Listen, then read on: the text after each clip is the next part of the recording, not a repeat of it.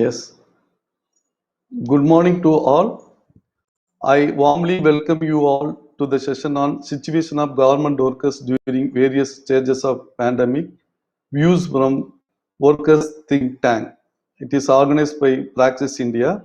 Before going to the session, I want to give a brief background about Tamil Nadu. Tamil Nadu has the second largest economy in India. Over 50% of the state is urbanized, accounting for 9.6% of the urban population in the country, while only comprising 6% of the India's population. Services contribute to 45% of the economic activity in the state, followed by manufacturing at 34% and agriculture at 21%. The state is the largest textile hub of India, and the textile industry plays a significant role in the Indian economy. In the post-liberalization era, Tamil Nadu has emerged as a front runner in attracting a large amount of domestic and foreign investment in the textile industry. It has a strong production base and accounts for about one-third of textile production in the country. Textile industry in Tamil Nadu accounts for about half of India's total spinning mill capacity. According to the statistics given by Government of Tamil Nadu in 2019, out of 3,376 spinning mills in India, almost 60% of the mills are located in Tamil Nadu, providing employment to nearly 300,000 workforce. It's also the home to the largest knitting industry and it has the big Tirupur, which is the major hub of knitwear exports in India, contributing 40% of total knitwear exports, of which more than 9 cotton-based garments. Tirupur cluster generates gainful employment to more than 600,000 persons directly. There are other indirect workers involved in the process. Though the textile and garment industries in Tamil Nadu are vibrant in terms of production and export, the labor conditions, as revealed by many studies, is exploitative and violates the fundamental rights and basic rights of the women and adolescent girls. The conditions includes the indicator of forced labor such as excessive and involuntary, extremely low wages, sexual, verbal and physical harassment, working conditions that inflict chronic illness and frequent injuries, unfair recruitment practices, lack of freedom of association and denial of statutory benefits such as employee state insurance, provident fund and so on. The feminization of industries is another major challenge in the workplace. And the role of trade union as far as the textile and garment industries are concerned is very minimal in raising the voice of the workers. So most of the workers' issues are not able to addressed by the respective stakeholders. There's almost no scope for collective bargaining. So this is the vulnerability. So already there is the vulnerability, and the COVID, as we all know, the unprecedented situation created a devastating effect both in economical and health of the workers. So it increases the vulnerability in the textile and garment industries in Tamil Nadu, and many of them, they have lost their livelihood and they are struggling with terrible hardships due to the continuous lockdown in the country since May 2020. It's going to be more than a year. They didn't get regular employment. So most of the workers were not paid for the lockdown period, which led to indebtedness, and the workers really face severe economic crisis.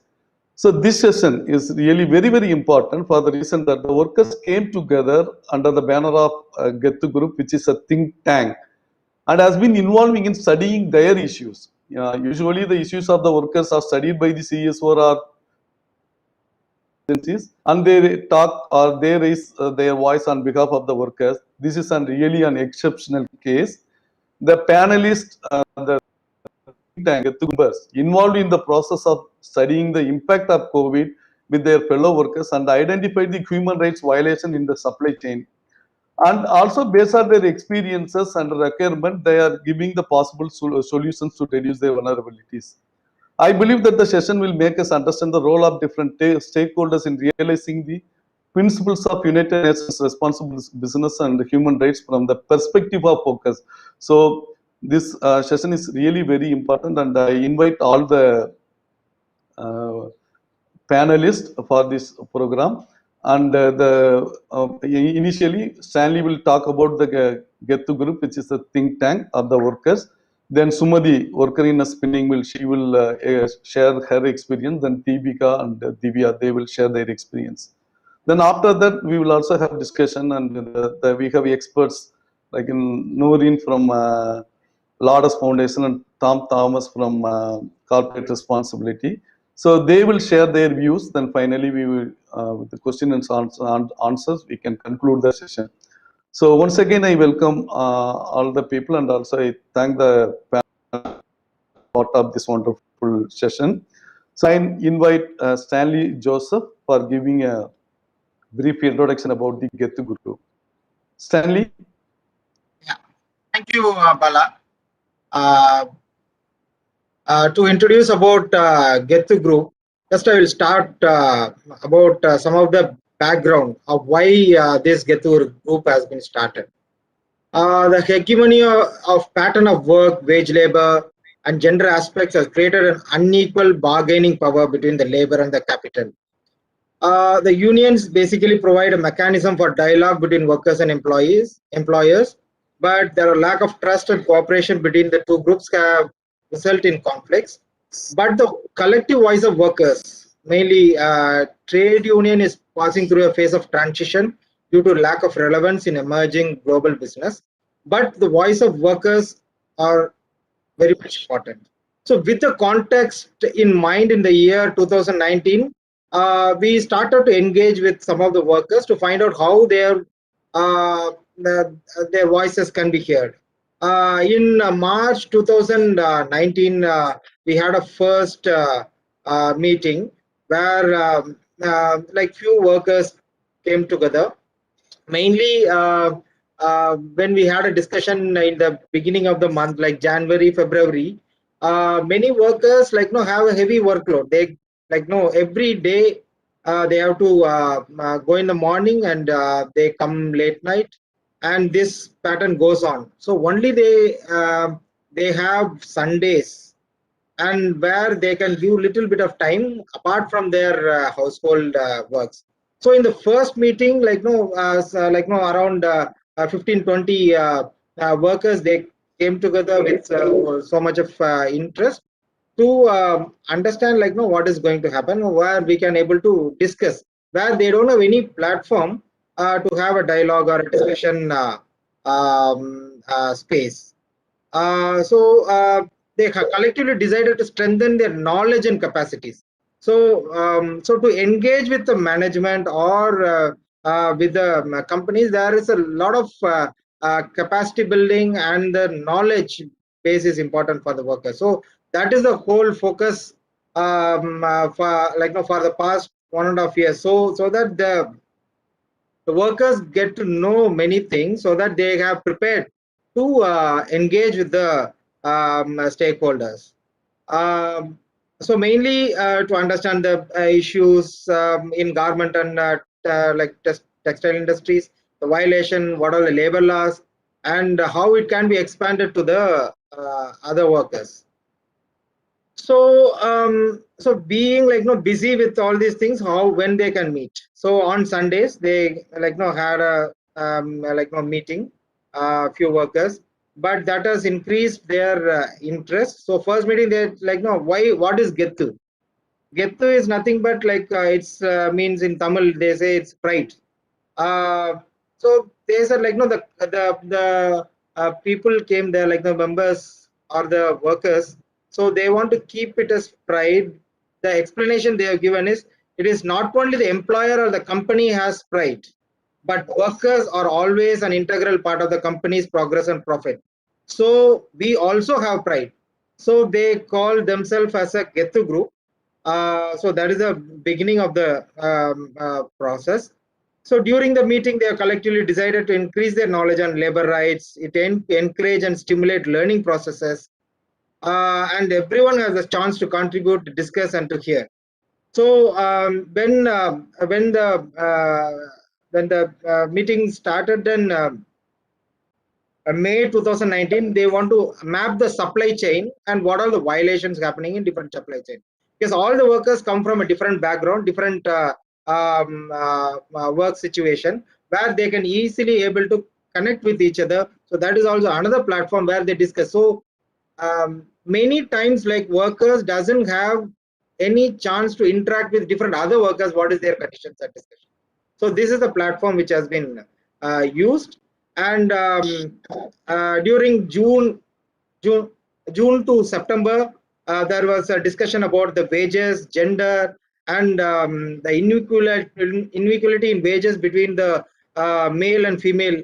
So for the same work. So this has been discussed extensively, and the workers' rights during October to November. So in January, February 2019, there's a discussion on what to say, like 2020 on harassment at workplace. So what are the harassments happening, sexual harassment as well as other verbal abuse, what is happening, and how the Get group members engaged in how each and every one addressed it, or how they managed to engage with the companies to take some action against it.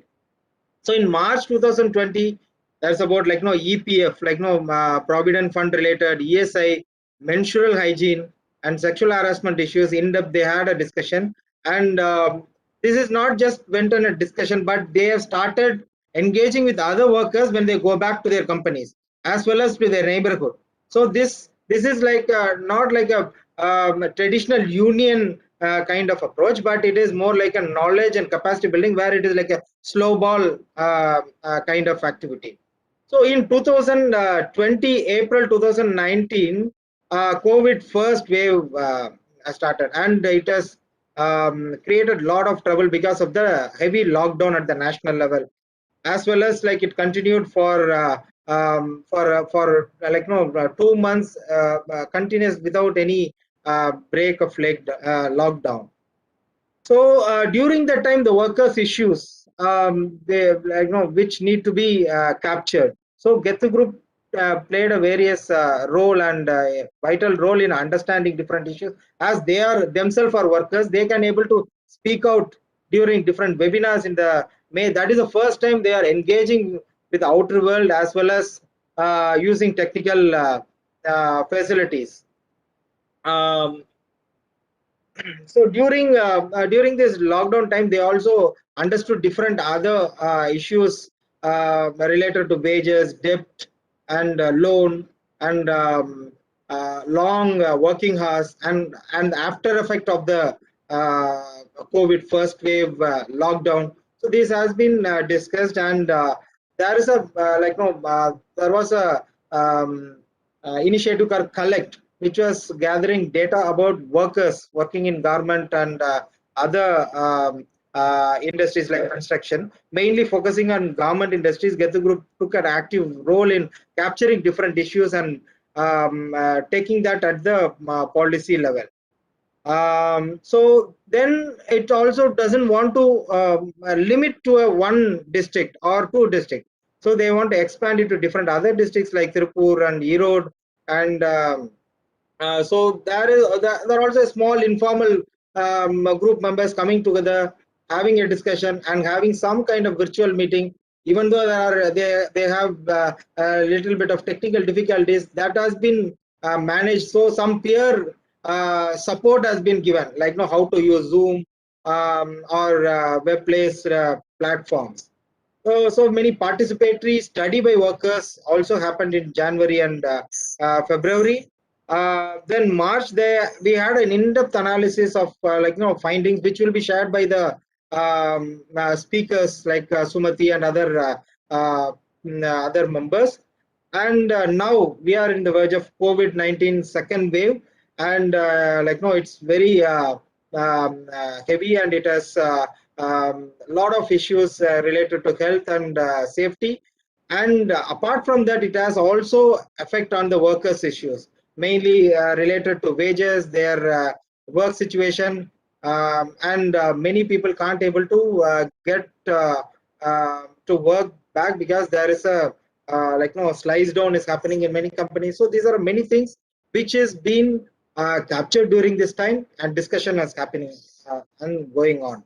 So with this note, I'm just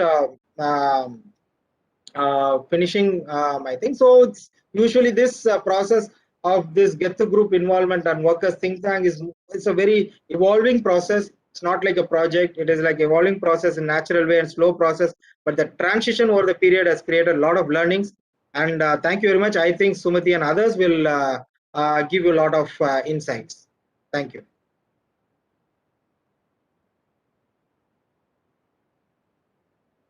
Over to Bala. Thanks. Thanks, Stanley. Thanks for giving a brief background, and we are very happy to know that the group has been extending their scope to other districts, though they started in Dindigul. It's really good to know that they are working with other areas, geographical location. So thank you so much for sharing the evolution and their activities. Now I invite Miss Sumadi. She's a spinning mill worker, so she will share her experience.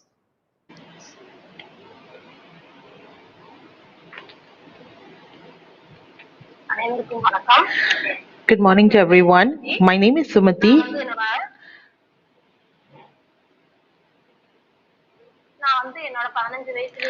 I am already working in the spinning mill since 15 years old due to what's happening in my family. I was only working for 45 rupees for 1 year, and after 1 year of working, I was only like just learning to actually work on one machine, and then I started working for 50 rupees for 2 years. And then once I'm already became well versed with the job, I actually had the scheme that came. I was actually working in that particular scheme for 3 years, and they said they will give 58,000 rupees. And then I was actually like working for that company, and I started working in that company, but I was not able to complete the 3 years. So because that I'm not able to complete, I only took half of the amount and then I left. And then I worked in another mill, what only 170 rupees. Since they started this Get to group, became a member there, and all those people who are actually like working along with me, I'm also like creating awareness among them about this group. So whatever like salary problems or even social problems are all actually been taken. People are studying about it. And during this pandemic, during this lockdown, a lot of them are actually like facing a lot of economical problems, especially women who are 40s and above. They really have no job and they are really suffering and struggling. I think out of the 20 companies that they've already surveyed, I think like only 5 companies they gave about 2,000 rupees. And even that too, they said that they will take it out of their salary. So most of the 50% of the other people, they don't even know, and then they're not even told about this. So those all these videos, and then the older people, and then the transgender, so and also the physically challenged people, all these people, I think they are actually dependent on these garment companies, but these companies, they are really affecting their income, and it's become a question to their life. So at this point of time, all these garment mills, they don't seem to be bothered like anything related to the social problems that they are facing. Now it's a situation where ladies are the one who are actually they taking care of the economy of their own home. So after COVID-19, without parents, I think like maybe like even single, a lot of kids have already been a labor right now since there is no like school these days in order to take care of the home economy. So there is no choice. But we already like started to let the children to also start working. So we have a lot of child labor as well. So during this lockdown, even from the very beginning, I think like all those who are working from the very beginning, they are the one who have been having salary. So a lot of people for past 2.5 months, they were not able to get any job, and then no full salary was given and no information is actually like informed to all these workers. During COVID-19, all the salary, whatever salary, they were not actually like given as per what they're supposed to be giving. And in garments industry, like usually 6 months and 1 year, they used to have like salary increment, but right now there is no any such salary increment. As for Dindigul district, we are all actually like working on a monthly salary basis, but even that some of them are not getting it. So even like companies where they have with very few laborers, some of the salary is given to them by hand, and that salary will also be given to them delayed. So if we are actually like during the trouble time, if you're only getting salary for few months once, they don't even give you a salary bill or invoice. So the company that you are working, even like tea or coffee that they are given, everything will actually be deducted accordingly by individual salary. So if you're actually working in a company, only 26 days only then you get incentive. But most of the ladies, they actually don't, they are not able to work like 26 days. Only some of them will be able to get the incentive time. Right after that COVID, no incentive are given by any of these companies. And then 2021 onwards, no incentive are actually like not given. Some said that they would give, but until now I don't see it. Even like provident fund, only those who are actually like working, they are only given by paying it to the bank. Only then if you don't take any leave for one whole month, only then they will give you like provident fund. Now those people who actually have got provident fund, they do not have any kind of evidence or any proof that the money is actually been contributed to any bank. So usually they will be given a password, and then you're supposed to like key in to find out the amount. So most of us, we don't even know what is the provident fund is there. And during COVID at Dindikal district, so PF advance is actually not given by any company. No one will be given any kind of fund at all. Most of the workers, no SMS are also like notified in any way. They don't even get any salary invoice as well. Even the PF book, Provident Fund book, even they even have like a free insurance. I think not many people are aware about it. Very, very minimal people also do know about it. So most of the people, they don't actually know they have a medical benefit at all. So they don't have any of the kind of certificates. They don't know that what are the kind of benefits they are actually given them. Awareness about that is also not been given to all the workers. And every year, usually the government will always will tell that you have to give a minimal salary to all the workers. They said that it must be done in a way that everybody should know, and all the workers should be given their salary invoices, and at a very minimal amount they must also be told them like what are the overtime amount that they have to be doing, and whatever ESI or whatever PF that is also given with their IPN. All this must actually be like taken into consideration, and everything must be done, and they must also ensure that all workers will be do that. But then like some companies, especially some of the besides some of the very big companies, most of the other companies, it will be better, and we hope that these companies can actually do better in future. Thank you for giving me this opportunity. Thank you very much, Sumati. It was really very good that you shared all qualities of the textile and garment workers. One of the key thing I noticed is the minimum wage. So as of now in Tamil Nadu, the minimum wage for the textile worker is not fixed yet. That's a reality. Though there have been several efforts by the government, it's not been materialized. And the apprentice employment in textile industry is fixed at 477 rupees with effect from April 1st, 2021. However, if you go and check, the workers are not getting the amount. Even the experienced, learned, seasoned workers are not getting the apprentice wages. That's a reality. Then you also touched about the government workers issues during the lockdown. And thank you so much. And I invite Deepika to share her experience.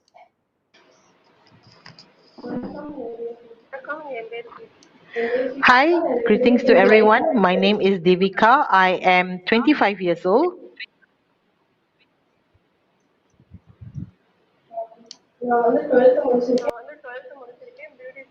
I've already completed my 12th and I studied for beautician. I've been working for 3 years. Right now, I'm actually working as a tailor for the past 3 years. my other colleagues, all those people who are actually like working around me, they are all working in garments and mills just like me. Those are the people who are actually like working. Most of the ladies who are going to work due to what are the problems that were faced at home, especially those who don't have like good parents, and some of them are educated but yet they are not able to get job. Some of them who are not able to further studies, so they have no choice but to work at mills and garments. And even those who are working there since 2019, I think my other sisters, Sandana and Rajeshwari, they said, come to my office. We have to come to my office. I have a lot of things that I will actually have to clarify with you. I went there with a lot of fear, and then when I went there, I saw a lot of other workers who are like me also who attended, and then we actually sat there and we talked about all our what is actually that we are facing. We were talking about all our ups and downs, and they also started clarifying to us. They are also say that being a woman, we also have to be very bold. They actually spoke to us with a lot of boldness, you see, and then they were very confident. And then that particular sir who actually came there, and then he came and told us. He came and said, I think it was like May or June. A lot of things were actually discussed during that particular meeting. They were talking about all the ups and downs of what we are working and our working environment, what are the things that we're supposed to be getting, the basic necessity that we are supposed to be getting. And he also talked about like all the harassments that we were also facing. And they were also talking about workers' well-being. Like in my company, when I was working in my company, those kind of any harassment, sexual harassment, and all this, there will be a lot of things that will be happening. Some of the girls who are going to work because of the family situation, we have a lot of struggles that we have to face in our company. And when we go into companies like this, we are always mistreated. So those are the kind of things that we actually started voicing out. And then we were also like also we started to realize that none of the provident fund was actually given to us in a proper way. We didn't know any information about it, and nobody actually told us about it. There were no proper clarification or information given to any of the workers. Nothing of such information was actually told to us. All our account, we don't even know what is in. They will actually like put in any kind of whatever kind of income or whatever kind of things that they put in. We don't even know how much are they actually putting it into our account.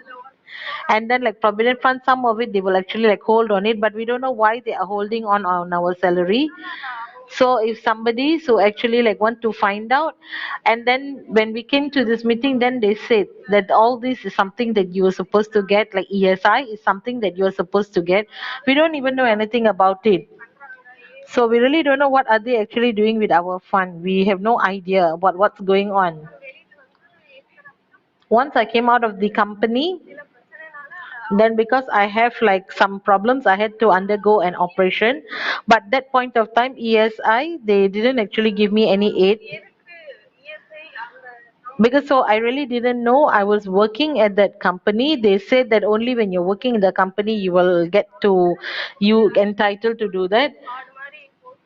So they said when they have a card, and then they said they can actually use it.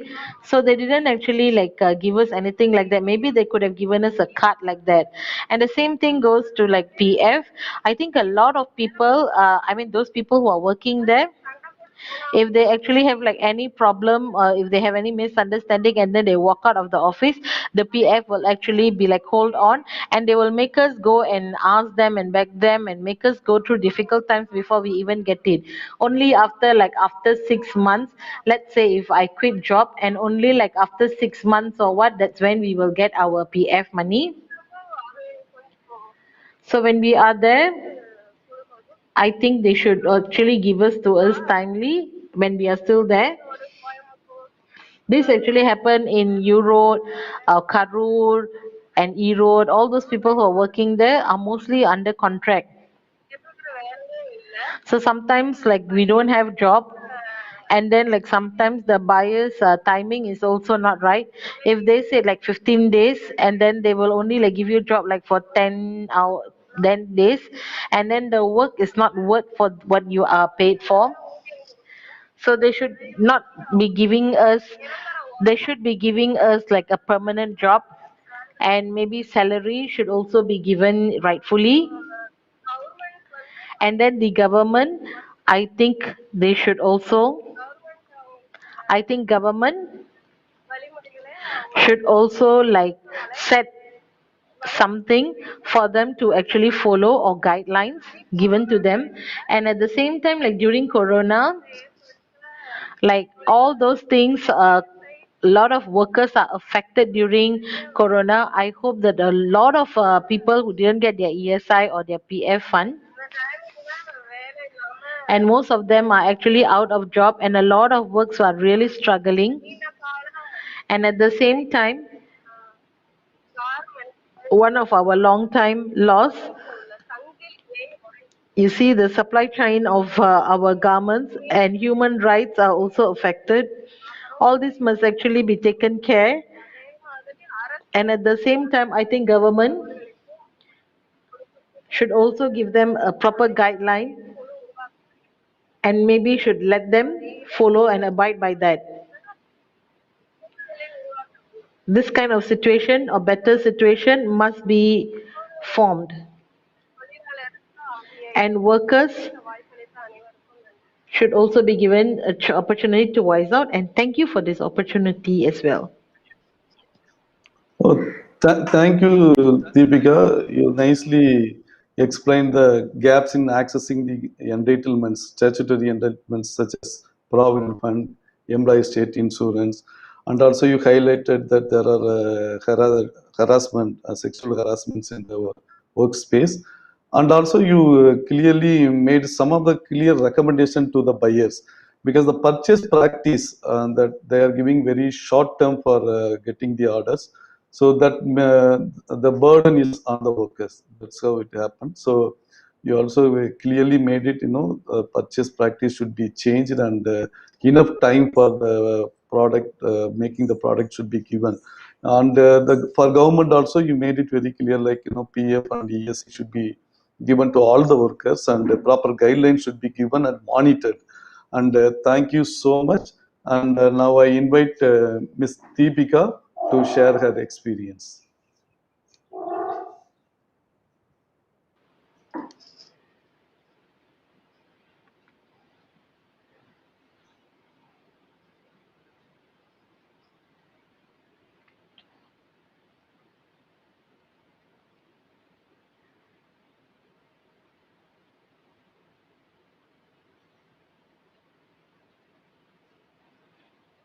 Sorry, I'm not able to hear her voice. I think she's muted. Divya check பண்ணிக்கோங்க mute பண்ணிருக்கா அப்படின்னு.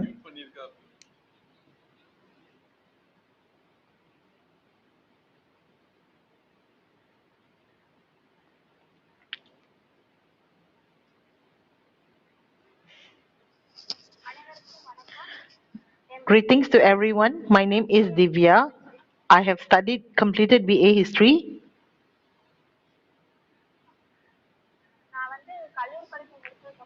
Once I've already completed my college studies due to the problems in my family.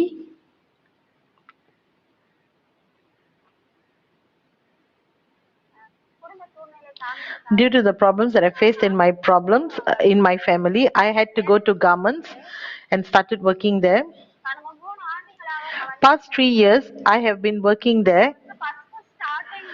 From the very beginning, I actually started with a 220 rupees salary. Right now, I'm getting 320 rupees. But whether it's in garments or whether it's in mills, most of the ladies who are actually working there, majoritarily worked by all ladies, and most of us are actually forced to come to work because of our family situation, because we don't have parents, and those of us who cannot pursue our studies. So during this corona time, all these workers welfare, and then during our period of mental day and all this kind of issues, we actually like try to talk about it. And during the corona widespread was at the top peak during like May and June. Usually like every like 1 day in a month, and then they said they will pay us, but then right now they are not given anything.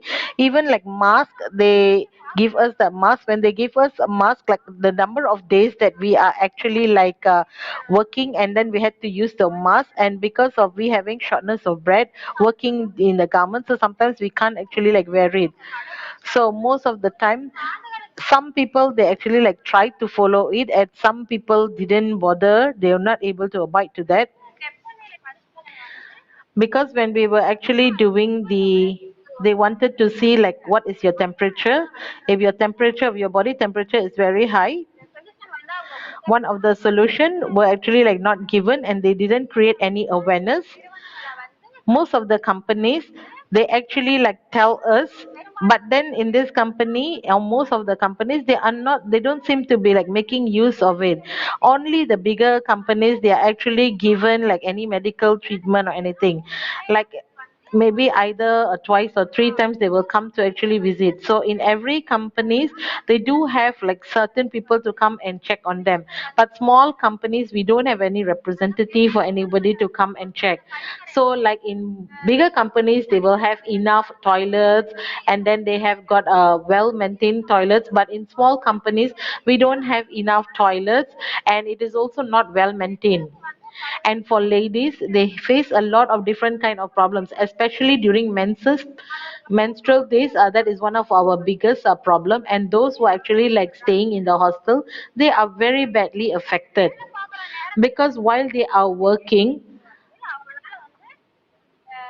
during working time, because both a men and women are actually like working together, so sometimes we can't even ask for extra things. So even when we have like heavy menstrual days, sometimes we can't even get a half an hour permission.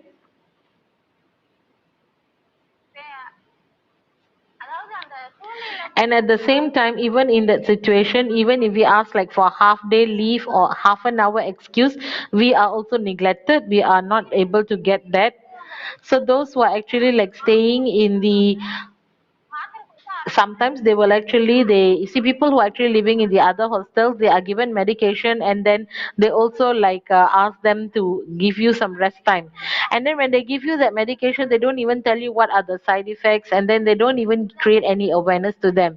A lot of ladies actually like facing a lot of problems. Sometimes we undergo a lot of tummy problem and pain, so sometimes they can actually give us some time to rest. So sometimes when we rest, they check on us on the CCTV, and then they will ask us why you are not working.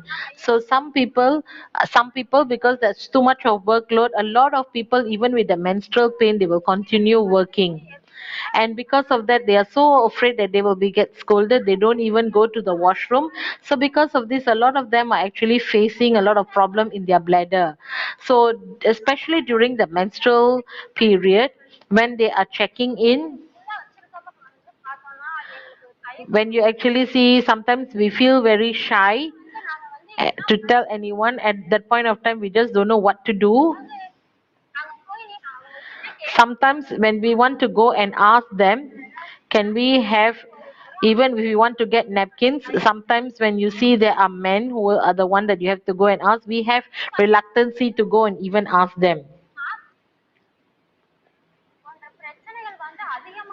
So most of our problems are faced a lot by the ladies. Like even in the bathrooms the water level is very low, and when we are actually like working, a lot of workers during the menses time, napkins must be actually like given to them, maybe that will be able to solve some of their problem. But even at that point of time, and they will actually like ask you to work without giving any rest. So I think they should also be given some awareness for everyone, they should be given some rest. I hope that they have to create a lot of awareness about how to handle people during this time. And then like ESI and all that, nothing is given to men. Even when we go to the toilets, although we have got boys and ladies toilets, most of the bigger companies workers, you can notice that they have very big toilets and all that, but in small toilets we don't have that. So that actually like causing a lot of problems, because sometimes even if we want like normal medical aid and all that, we don't get it at all. When we are working, I hope at the exact time, I think if the workers are really not feeling well, maybe when they are in a lot of pain, maybe they can give them like half an hour excuse for them to take rest. So we actually go through a lot of emotional and physical pain. You see, we are all coming to work because of family situation, and we don't even take any leave. Even during the menstruation time, although with all the problems that we have, the pain that we have, we still come to work and we expect that we will be given something extra, but nothing extra is given to us. So when this is actually not happening, so we are working with a lot of pain and suffering. I feel like there is no ending to it, and we really feel very bad about it. Like during overtime, sometimes when they will ask us to work overtime, our we are actually like affected physically. Our problems are even more at that point of time, and our body condition also is very much affected. Like in the bigger company, usually they will take a few important steps. They will tell you like you have to take care of yourself, so they should give us some hope. I hope even the small company should also give us better hope for us in future. And thank you for this opportunity. Thank you, Divya. Thank you so much for sharing your experience. You highlighted about the personal protective equipment, how the mask and other equipments during COVID is not accessible or either inadequate, whatever reasons the workers are not accessing it. Then you also highlighted the issues in the smaller and medium factories. The issues are really very high compared to the vertically integrated factories or the very big companies. We need to find some kind of a solution to address the issue in the supply chain.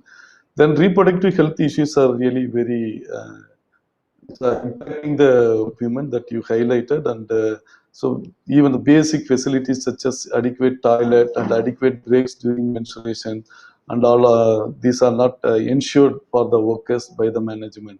Then overtime is another major issue that you have highlighted, and you are also given the solution. All these violations should not be there in the supply chain.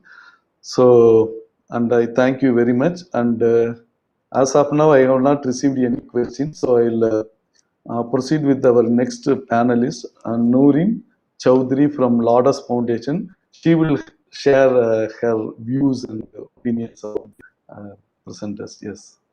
Thank you. Over to you, Nooreen.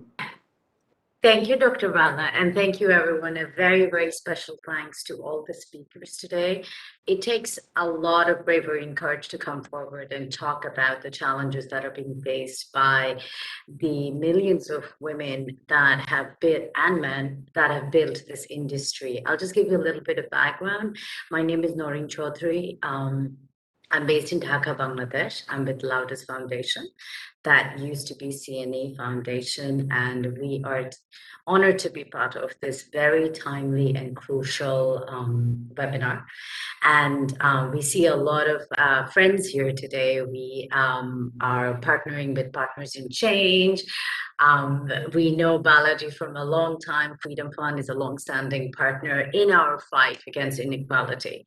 Lotus Foundation is an independent philanthropy that operates in Asia, Latin America, and Europe.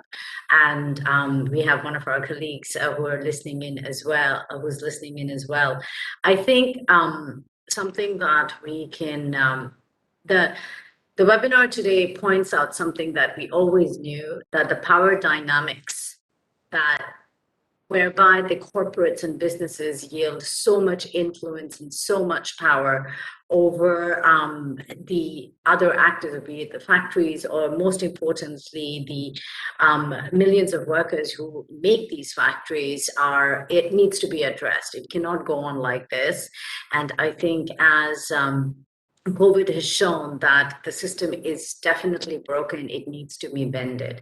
We have an opportunity here to build back better, but what does building back better mean? I was just reading up in preparation for this seminar, and according to the ITUC, 250 million jobs have already been lost due to COVID. And with the continuing pandemic, with no end in sight, it is estimated that another 150 million jobs will be lost over the next 6 months. What does this mean? For countries that, like in our part of the world, individuals do not have the luxury to choose between lives and livelihoods. A lockdown means loss of wages, loss of food, loss of ability to feed our families and protect ourselves.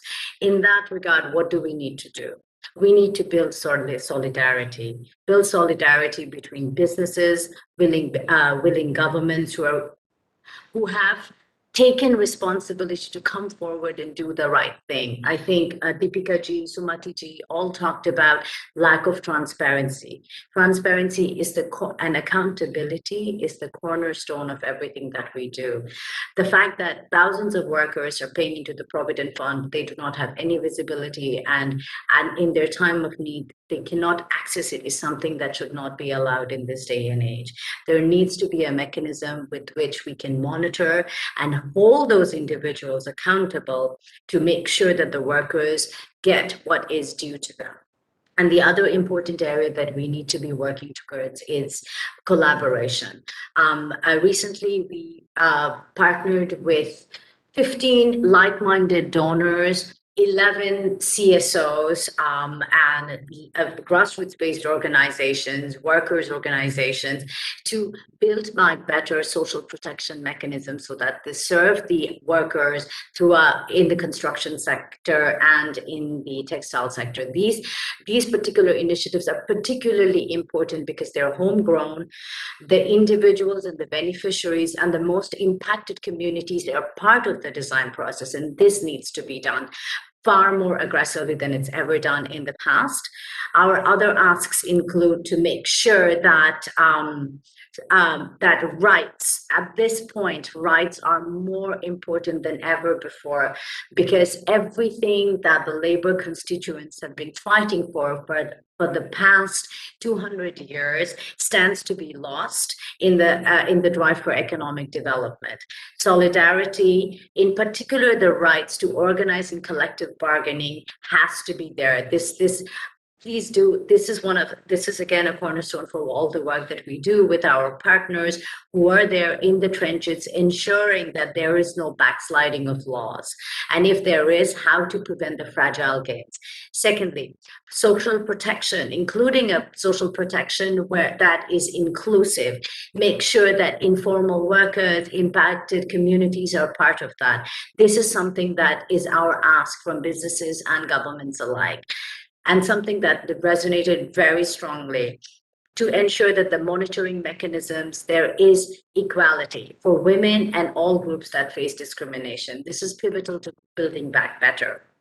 And lastly, I think the most important thing is, we need to create a world where people are at its center and no one is left behind. That is what we strive to do. And workers are the ones who can help guide us through that process to ensure that we are contributing to building back systems that are inclusive, responsive, rights-based, and accountable. And I'm happy to take on any questions that you may have. I know I speak really fast. I apologize, and I'm happy to repeat any questions that you might. I mean, it's really good that, for building back better, we need to work in solidarity with other stakeholders like government, businesses, and you also shared your initiatives. And you gave a thrust on transparency and accountability. That's very, very important, because this has been one of our asks from Tamil Nadu Alliance. transparency in beyond tier one. That's also we need to say the entire supply Exactly. chain should be mapped out so that the exploitation, the human rights violation could be mapped out and sorted out. Then collective bargaining, this is really very, very missing thing in the textile and the garment supply chain. We need to find the way, like, how collectively they can negotiate and build a bargaining capacity. Then the social protection, another major segment for the workers. As of now, most of the people, even they do not have the contract, which, prevents them in accessing many of the social protection thing. Then finally, the gender equality, that's very, very, very important, because Absolutely. the industry really put the women in a vulnerable position, and there are a lot of discrimination based on the uh, gender. So, and yes, we all need to work together and ensure that no one should be left behind. Thank you so much. And Thank you. now I invite uh, Tom Thomas, corporate responsibility. Tom, over to you. Thank you, Bala. Thank you so much for having me. It's a pleasure to be here. Particularly delighted that we are actually, for a change, listening to the workers' voices, and that I think is critical when we talk about any discussion about not just labor issues, but I think the entire production process itself, because labor is a critical part of that. I think one of the things that we have been doing I'm also speaking as a representative of Corporate Responsibility Watch, which is a civil society coalition that has been monitoring and keeping a watch on the idea of responsible business in India. So we've seen how we've been tracking top 500 listed companies and looking at how they've been performing in terms of the idea of responsible business. And when I talk about idea of responsible business, I think it is about the equitable kind of relationship between money and labor, or capital and labor, and how that is playing out in a context of placing that within the context of the environment, ecology, etc., consumer, etc.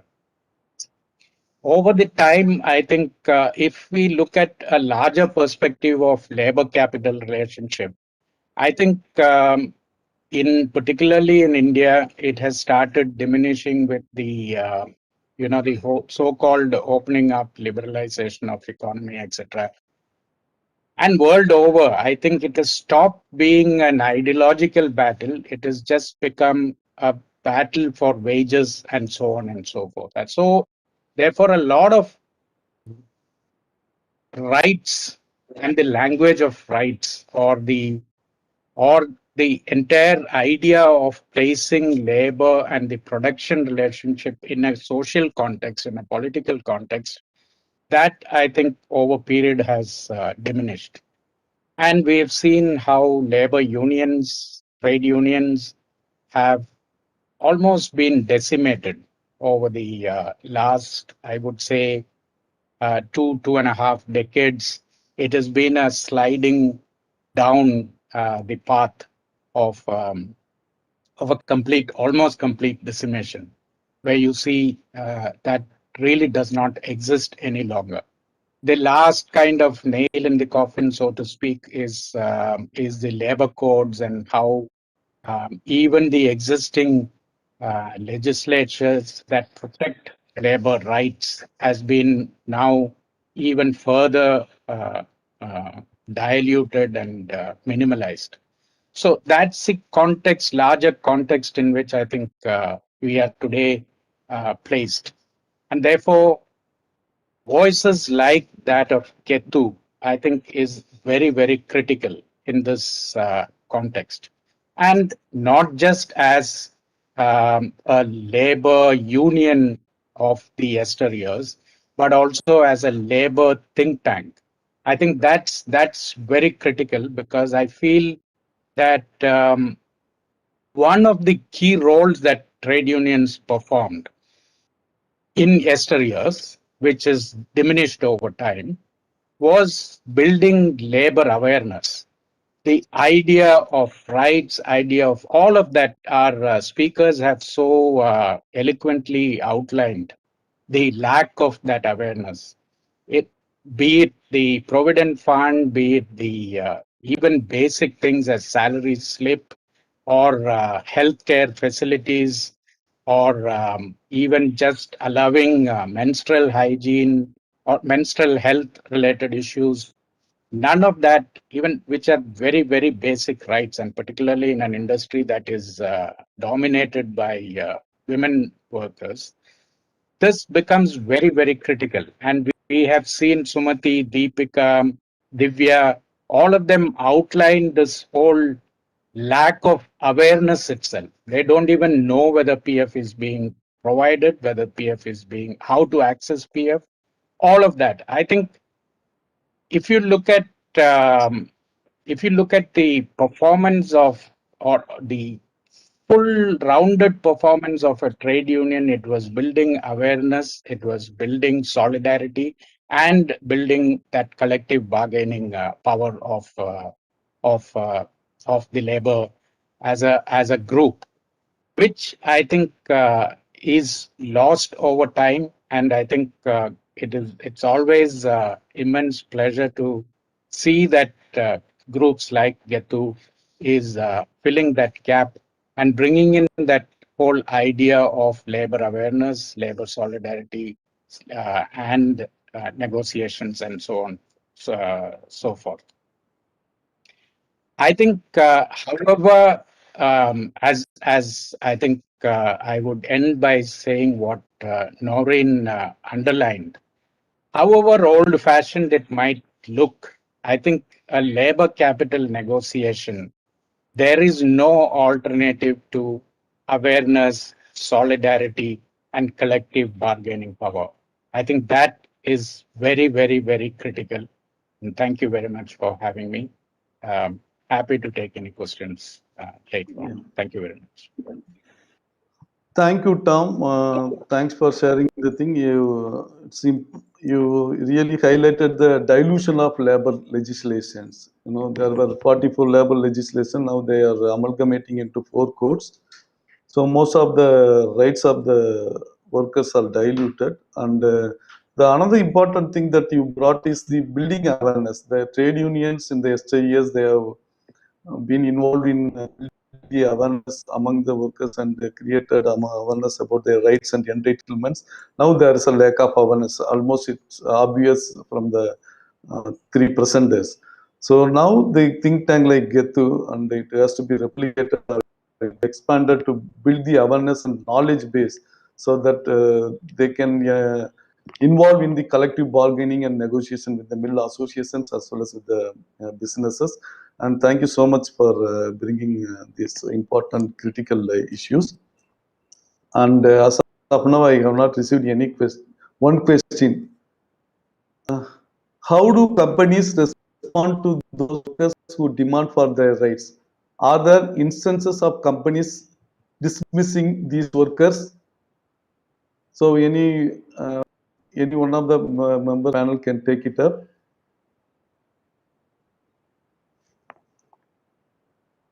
How do companies respond to those workers' rights? Are there instances of companies dismissing these workers? நான் தமிழ்ல வந்து சொல்றேன், நீங்க யாராவது ஒருத்தர் வந்து answer பண்ணலாம். இப்ப உங்களுடைய தொழிலாளர்கள் அவங்களுடைய உரிமைகளை கேட்கும் பொழுது கம்பெனிஸ் வந்து எப்படி எதிர்வினையாற்றுறாங்க? ஏதாவது அவங்கள வேலையை விட்டு பணி நீக்கம் செய்யறது மாதிரியான நிகழ்வுகள் வந்து நடைபெறுதா அப்படின்னு கேக்குறாங்க. I also request the translator to be ready to translate. கேள்வி புரியுதுலாமா Sumathi? Can you understand my question, Sumati? Yeah. நீங்க இப்ப நிறைய வந்து உங்களுடைய உரிமைகள் எல்லாம் கேக்குறீங்க. அப்ப அவங்க எப்படி How do you think that you are demanding for your and how அவங்க are, வந்து how are you யாரையாவது actually like வேலையை விட்டு going to நிப்பாட்டுறது demand இந்த மாதிரியான விஷயங்கள் பண்ணியிருக்காங்களா? from the job if you demand for your right? Okay, so better you can translate in Tamil because you couldn't hear me, it seems.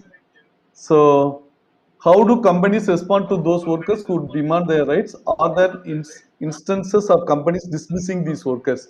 You get it into Tamil so that they can answer.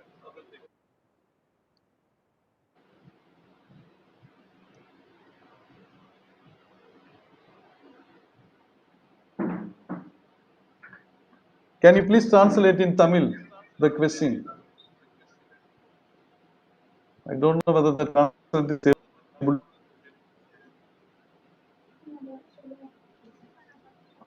சொல்லுங்க. Can I give an answer? Yes, please. Usually like corona time, like even like 1 month ago, they were actually started giving us a lot of overtime, and we already told them that we are not able to work regularly like this every day on a daily basis. We cannot be doing OT, so we actually told them that we are not able to do it. So they didn't give any response or any solution. They want us to actually work according to what they tell us, because they are trying to say that you said what. So when we give them an answer or we ask them for a demand, they will not answer us. They will not actually ask us what our entitlement. They will just tell us that, you know what, I'm giving you this overtime only for your own good, and they will try to convince us. Even when we have meeting and we actually like talk to them, they will either scold us or they will either remove us from work.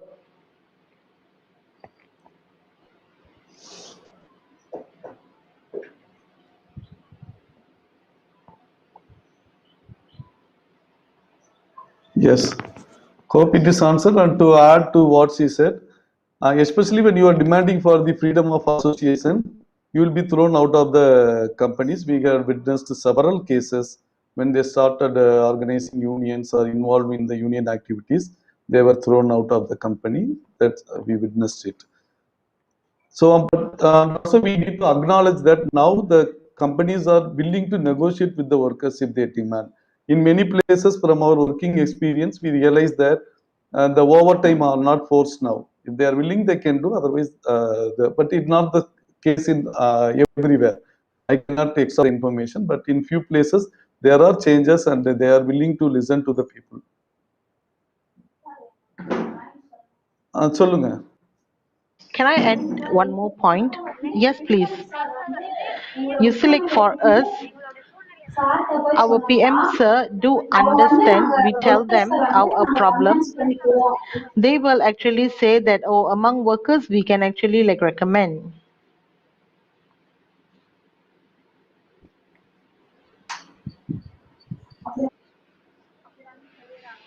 So they will say that whatever service, when we are doing overtime, the days that we do, like the last time they said that it will be good if they given some extra things. So maybe you should just give us an extra break. Say when we give you break, that means you're taking extra time. But whatever we demand or ask them, they said they will do it, but then at the end they don't do it.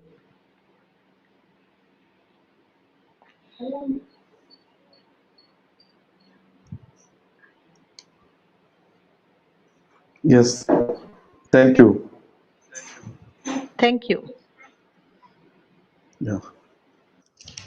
So I also like to share a few problems about the petty contractors. They because in the textile supply chain they play a major role, and they face a lot of problems. They are not at all recognized, and the petty contractors do not get any statutory benefits, or the workers working under the petty contractors, they do not get any benefits at all.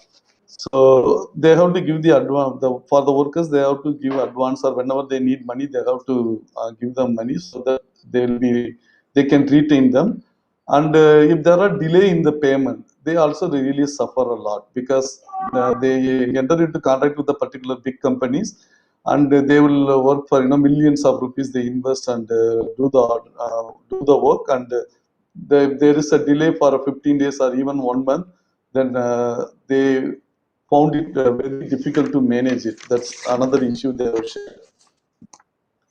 And also, 6% of the amount is retained by the mill companies, so that the petty can leave them, because always there is a pending payment from the company, so that he cannot move from the particular company, from the tire.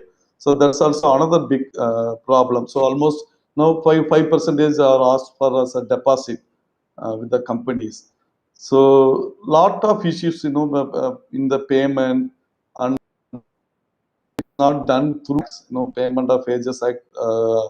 I insist that the payment should be made through the banks, but the payment is not given, and a lot of issues they face. What they expect from the supply chain, the rate should be fixed for the piece rate or whatever the work they do. It should be fixed by the companies. Then for making the production, they need to give enough time. So that's even one of the panelists already shared this issue. So they need around 20 days time at least, but they are not given enough adequate time to make the product. So that they need to make, and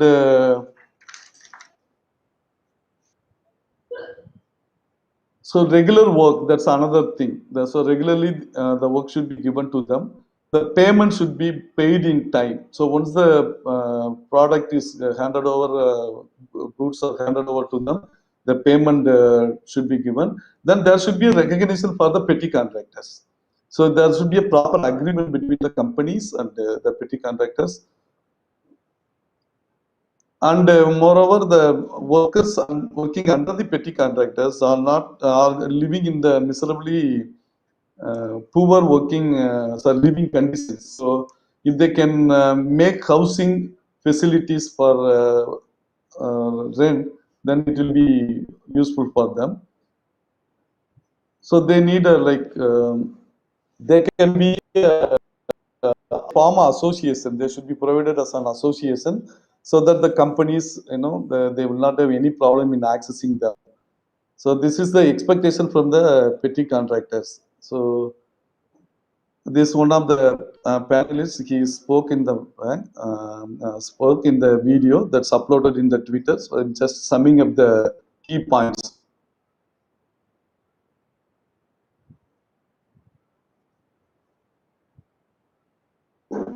So there are other questions. What are the global good practices that these companies can adopt? Maybe Nooreen can, either Nooreen or Tom can answer. What are the global good practices that these companies can adopt?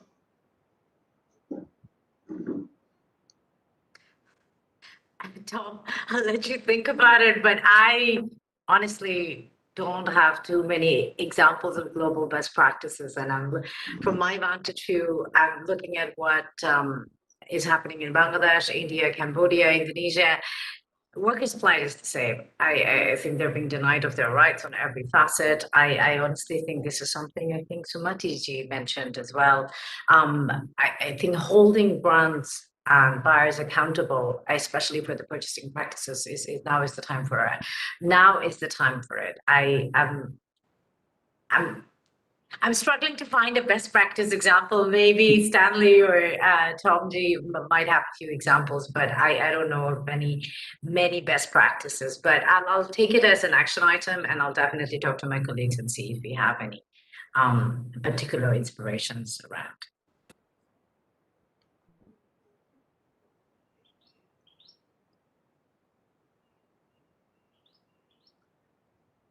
Maybe one case study I can share. The Dutch brands, they have developed the tools for mapping out the supply chain, their supply chain beyond tier 1. So that could be, how far it is implemented, whether everything is in right track. I do not have an answer, but they have developed the tool to at least to map out all the stakeholders in the supply chain. That's really a good thing. That could be replicated. And now there is another global initiative with the Tamil Nadu Alliance and other brands. They are entering into the Tamil Nadu Alliance called for a declaration with the brands. Basically, 5 points they are highlighting. One thing is about the transparency beyond tier 1. So all the brands, those who are signing in the declaration, should ensure that they should map out the map out all the suppliers beyond tier 1. Then sustainable and fair purchasing practices. That's another important thing that we are highlighting. Like the fair purchase, because we want changes and changes inside the workplace, and we want to eliminate all kinds of human rights violations. So in that case, there should be a adequate business for the people to invest in the addressing the human rights violations. So sustainable and fair purchasing practice is another thing. The third thing about the worker-centered monitoring, that we are advocating for the worker-centered monitoring. So as of now, the international audit forums are doing the audit. It could be the worker can be involved because they are within the factory. They know what is happening. They know the recruitment practices inside the mill. They know what kind of entitlements are available or who are not all getting. So that could be done. The third thing about the policy, fourth thing is about the policy engagement. So now, like for minimum wage, so now the brands really know they have written the letter to the minimum wage committee members based on the appeal given by the Tamil Nadu Alliance to finalize the wage for the textile workers. So of course, it's not yet materialized, but the global brands already they have written the mail, and also strengthening the internal complaints committee as a remedial mechanism. If you there are ICC, like internal complaints committee, is formed under the Prevention of Sexual Harassment Act 2013. So these committees are strengthened, though these kind of policy engagement they are involved, and the grievance redressal mechanism. So strengthening judicial, administrative, and statutory mechanism, and making structures for non-judicial mechanism. These are the 5 key things that we are negotiating with the brands, and some of the brands are really willing to sign the declaration. Very soon it will be floated out, and very soon we will have many good global best practices to share. Thank you. The next question, yeah. Balaji, I just added something on the chat. On that note, I think one of the things that's going to impact sourcing countries particularly is the mandatory human rights and environmental due diligence laws that is being enacted and developed in Europe, EU right now. It is a very powerful law whereby any company sourcing from any part of the world, if they have to carry out their proper human rights due diligence, and if they're found violating human rights and environmental rights anywhere in that supply chain, that EU-based company can be held accountable in US courts. It's one of the most sweeping laws in corporate accountability that has been developed in recent years. And I put the link on the chat, and I think this moves us in a step forward of linking what is happening on the ground with regards to inequality and unpaid and violation of rights to what is seen and what are the conversations happening at 3000 level in Europe. So I think it's a welcome opportunity, and Laudes, along with other organizations, are quite actively investing in this space. Oh, thanks, Nouri. Then there are other questions. Thank you for the speakers. I have a question for the speakers. How do the speakers think that with the government intervention, the issue of workers' rights will uphold because of policy, always a blanket policy that might work for this sector but may not for other sectors? For example, during this COVID-19, specific sector considered not essential, and the essential sectors are not allowed to operate and closed. So can you please translate into Tamil? The translator, can you please translate so that they can answer?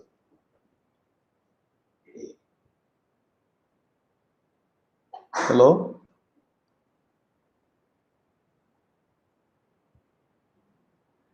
சரி, நான் கேட்குறேன், நீங்க கொஞ்சம் பதில் சொல்றீங்களா? ஆமா. இப்போ வந்து கவர்மெண்ட் அவங்களோட தலையீடு காரணமாக நம்ம பணியாளர்களோட உரிமைகள் இதெல்லாம் வந்து அரசோட பாலிசியில வந்து அவங்க வந்து ஒரு குறிப்பா வந்து ஒரு கொள்கைகள் வந்து வச்சிருக்கிறாங்க. அது சிலதுக்கு ஒர்க் ஆகுது, சிலதுக்கு நமக்கு வந்து ஒர்க் ஆகல. ரைட்டா? இப்ப உதாரணத்துக்கு வந்து பாத்தீங்கன்னா, கோவிட் டைம்ல வந்து எசென்சியல், நான் எசென்சியல் பிரிச்சிருக்காங்க. அத்தியாவசிய தேவைகள் அப்படின்னு ஒரு இதை பிரிச்சிருக்கிறாங்க. அத்தியாவசிய தேவைகள் வந்து இல்ல, அவசியம் இல்லை, இது வந்து நடக்கணுன்ற அவசியம் இல்லை அப்படின்னு சொல்லி லாக்டவுன் டைம்ல நம்ம ஊரடங்கு டைம்ல வந்து சொல்லியிருக்கிறாங்க. இதெல்லாம் எப்படி வந்து நம்மளுடைய வேலைகளை வந்து பாதிக்குது, நம்மளுடைய உரிமைகளை எப்படி பாதிக்குதுன்னு கேக்குறாங்க. கேள்வி புரிஞ்சுதுங்களா? Then my question.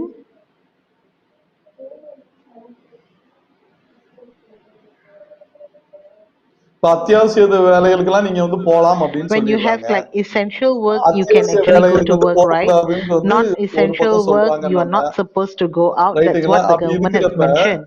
Correct. எல்லாத்துக்கும் ஒரே So if மாதிரியான that's the கொள்கையை case, கொண்டு வராங்க. இது now இப்படி do you பண்ணக்கூடாது think that அப்படின்னு ஒரே மாதிரியா கொண்டு everybody வராங்க. should இது also have நம்மளை the எப்படி same பாதிக்குது? policy?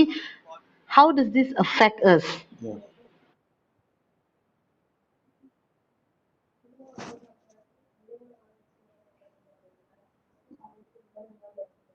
அத சொல்லுங்க.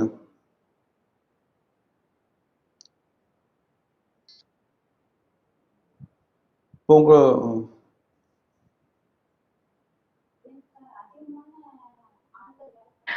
No, sir. When there is a lot of people where workers are working, there will definitely be a lot of affectness over there. We will be affected.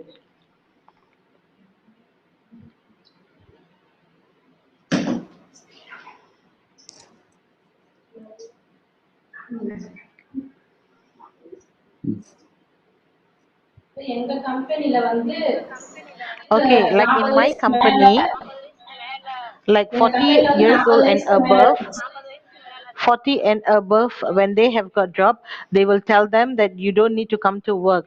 Only those who are within the 25 years old, you have to come to work. The rest of them, they have actually like stopped them from work. So because of this, they are very badly affected. This is based on my own company, not just in my company. I think even the bigger companies, they also did this. All those people who are working 40 and above, they have already been like stopped from work. They have only like hired or kept 25 years old ladies, you see. So a lot of other ladies who are above 40, definitely they have been affected.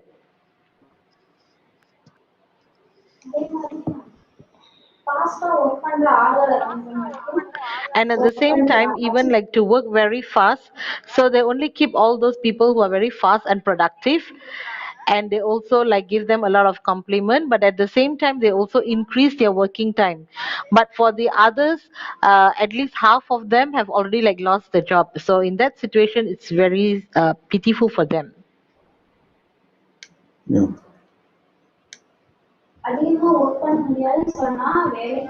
Because when you are not able to work extra time, then they will tell you that we don't need you for work. தேங்க்ஸ்மா உங்களுடைய இதுக்கு. அடுத்த ஒரு கேள்வி வந்து Thank you very கேட்டிருக்காங்க. much. இப்ப நமக்கு இந்த பெருந்தொற்று காலத்திற்கு முன்னாடி சூழல் எப்படி இருந்தது? இந்த பெருந்தொற்று நம்ம துறைகளை, டெக்ஸ்டைல் கார்மெண்ட் துறைய எந்த அளவுக்கு அங்க பிரச்சனைகளை அதிகப்படுத்தி இருக்கு? குறிப்பிட்டு சொல்ற மாதிரியான என்ன மாதிரியான பிரச்சனைகள் இந்த பெருந்தொற்றுனால உண்டாயிருக்கு நம்ம இதுல? Which are the things that have notably happened during this pandemic time? Okay, before this pandemic, there won't be too much of torture. We will be working freely. But now the torture is even more. So because we feel that we feel so tortured right now to work. Because this other time they have actually like tried to accommodate to their own needs. They want their production to be a lot, and we are overworked. Because if we have already like worked to their production level, then the next day they will try to increase the production level.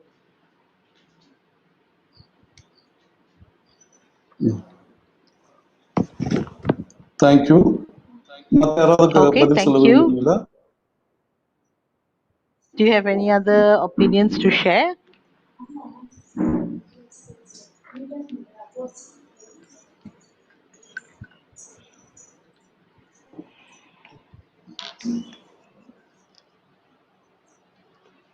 I think if I may, Bala, Yeah. Yeah, please, Tam. I think one of the question was also about how some of these livelihoods are considered essential and some are not considered essential, particularly in the times of COVID and this whole lockdown and all of that, which is happening. I think, again, Noreen outlined this whole idea of how it becomes not an option. The whole life versus livelihood kind of uh, dichotomy or the choice that you have to make between the two is not really an option for the poor. And therefore, and yet, despite that, I think a lot of the decisions on what becomes essential, what can happen with COVID appropriate protocols, etc., and what cannot happen as we are opening up, does not seem to take into consideration that, particularly in the Indian context, we have seen how in the first wave we overlooked the entire idea of migrant workers and the workers per se, those who live hand to mouth or those who do not have surpluses to dip into, how this becomes, this choice does not become uh, a choice at all. And how governments, which are meant to really arbitrate in favor of the poor, does not seem to be stepping up to that role, particularly in even in emergency situations. I think that is something which needs to be underlined, and how it needs to improve, and that can only improve once two things. I think labor, the welfare state need to step up, and also the collective bargaining, because nothing is achieved without voices being heard at the right places. And the states also need to step up, and we are failing in the states performing their role both as a welfare state as well as arbitrator in favor of labor or the marginalized communities, which is what one expects in normal times, and even more so in times like emergency. Because one of the things which I think one of the speakers, I don't remember it is Divya or Deepika, outlined is how we are in a buyer's market and not a seller's market, where labor is in abundance. And why is labor in abundance is because of this lack of choice, of this poverty. And therefore, it's connected to poverty, and at the same time need to be looked at from a perspective of worker rights as well. Thanks, Bala. Thank you, Tam. Considering the time, we have 7 minutes more. So there is another question. What is the difference between the kind of work given to children and those to the adults in the garment sector? நம்ம ஆயத்த ஆடை தயாரிப்பு நிறுவனங்கள்ல பெரிய ஆட்களுக்கு வந்து என்ன மாதிரியான பணிகள் So what are the differences that is என்ன பணி கொடுக்கப்படுது? So adults, how do they differentiate? Garment ஃபேக்டரியில பெரியவங்களுக்கு என்ன மாதிரியான வேலை கொடுக்கறாங்க, சின்ன பிள்ளைகளுக்கு என்ன வேலை மாதிரி கொடுக்கறாங்க குழந்தைகளுக்கு? And what kind of jobs are allocated for the children? என்ன வித்தியாசம் கேக்குறாங்க? For child labor. Okay, because children are actually quite active, so they are given more jobs. And for the older people, they will give any kind of job for them. But for a child, they will not give too much of heavy thing. But if they are very active,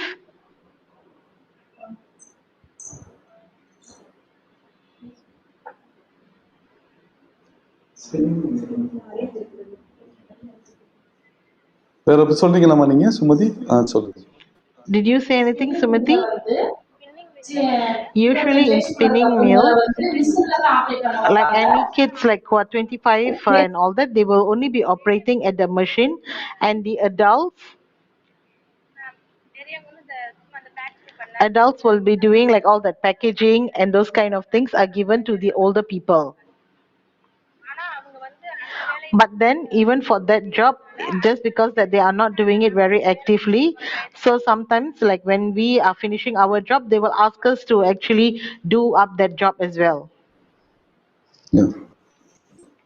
Thank you, Sumati. அடுத்து இன்னும் ஒரு Thank you, கேள்வி இருக்கு. Sumati. While the move towards environmental complaints is relatively better and moving ahead in a direction, the move towards addressing social issues is still a challenge. What are the suggestions towards addressing these challenges, the role of government, companies and CSOs? என்ன கேட்குறாங்க அப்படின்னாக்க, இப்போ சுற்றுப்புற சூழல் சார்ந்த விஷயங்கள் எல்லாம் வந்து கொஞ்சம் ஓரளவுக்கு வந்து சரி பண்ணிடுறாங்க, அது சரியான பாதையில போய்கிட்டு இருக்கு. ஆனா அந்த சமூகம் சார்ந்த பிரச்சனைகள் வந்து இன்னும் ஒரு சவாலாக தான் இருக்கு. இப்ப நீங்க ஏற்கனவே சொல்றப்ப வந்து நிறைய இதெல்லாம் சொல்லியிருக்கிறீங்க. இந்த சூழலில் இந்த பிரச்சனைகள், நமக்கு இருக்கக்கூடிய சவால்கள், நீங்க சொன்ன பிரச்சனை எல்லாம் சந்திக்கிறதுக்கு அரசு என்ன செய்யணும், கம்பெனி என்ன செய்யணும், தொண்டு நிறுவனங்கள் என்ன செய்யணும் அப்படின்னு உங்களோட கருத்து? So நீங்க what do சொன்ன you think? ஏற்கனவே சொன்ன விஷயங்கள் திரும்ப சொன்னாலும் பரவாயில்ல. ஏற்கனவே நிறைய விஷயங்கள் உங்களுடைய இதுல இருந்து பேசியிருக்கீங்க.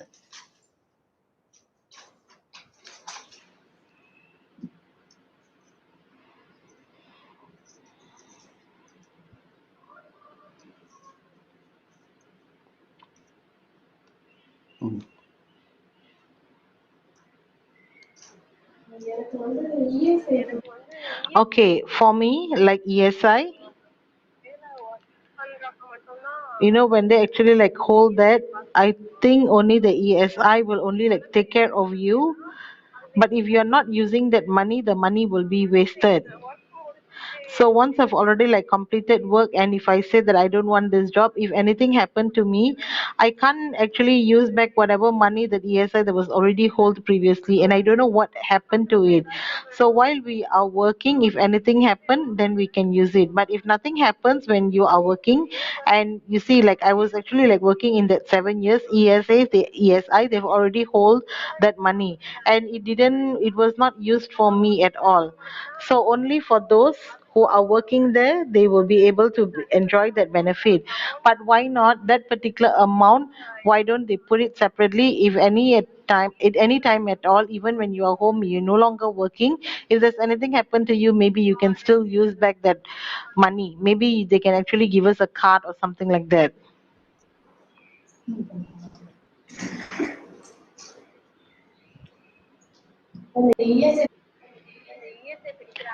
Because you see, when they actually like hold on to our ESI, so that is actually during like our working time only, then you can go to the hospital and all that. ESI, if they hold, it's like from morning, they have got a time limit, so only during the time when you are working, you are able to use it. So only when they can change that timing, it will be better. Oh, thank you, Pa. Thank you so much. To add to Okay, what thank they you have so said, much. and you know, the company already they have highlighted during their speech, they have highlighted several roles of each stakeholder, but just some of the key things I want to bring it here. One thing about the human rights due diligence by the companies. So assessing the actual and potential human rights impacts, integrating and acting upon the findings, tracking the responses, and communicating to the stakeholders. These should be done with true spirit. So that's really lacking. So it has to be done by the businesses, and grievance redressal mechanism, strengthening the grievance redressal mechanism should be done. Like non-judicial mechanism can be done by the companies, and judicial mechanism should be strengthened by the government, that already we have highlighted. And the government has held a lot of roles in changing the policies and the legislations to address the issues of the workers. Especially the minimum wage. Minimum wage is not fixed, so they have to work towards that. And the company should ensure entitlements are given to the workers. Statutory benefits are received by them. In CSO, they have the key role in negotiating with the brands and government to, like, you know, there should be a pressure group to bring the ground reality to the concerned stakeholders and make them act on the issues. And they can, like earlier Tom also was pointing out, the building their knowledge and building the awareness about their that they can do. They can negotiate. They can work. They can support. In fact, they can support the company to strengthen the complaints mechanism inside the mills, like ICC internal complaints committee, works committee, canteen committee, safety committee. All these things they can do. So, considering the time, it's almost the time is over. So, to sum it up, it's a really a very good discussion we had today. We listened from the horse's mouth, like the workers themselves, they spoke about their issues and the challenges they face and the recommendation they have given. So all of us, we have the stake. And I thank all the panelists, Deepika, Sumati, Divya, Noreen, and Tom for their experts' view. And also, my special appreciation to the translator. She had done a wonderful job in translating from Tamil to English. So thank you so much. And I thank all the panelists. So whatever we have discussed here, so takeaway is that no one should be left behind in the next decade, that we will keep it up and we will do. And thank you once again for the organizers, and thank you. Yeah, let's start our work from today.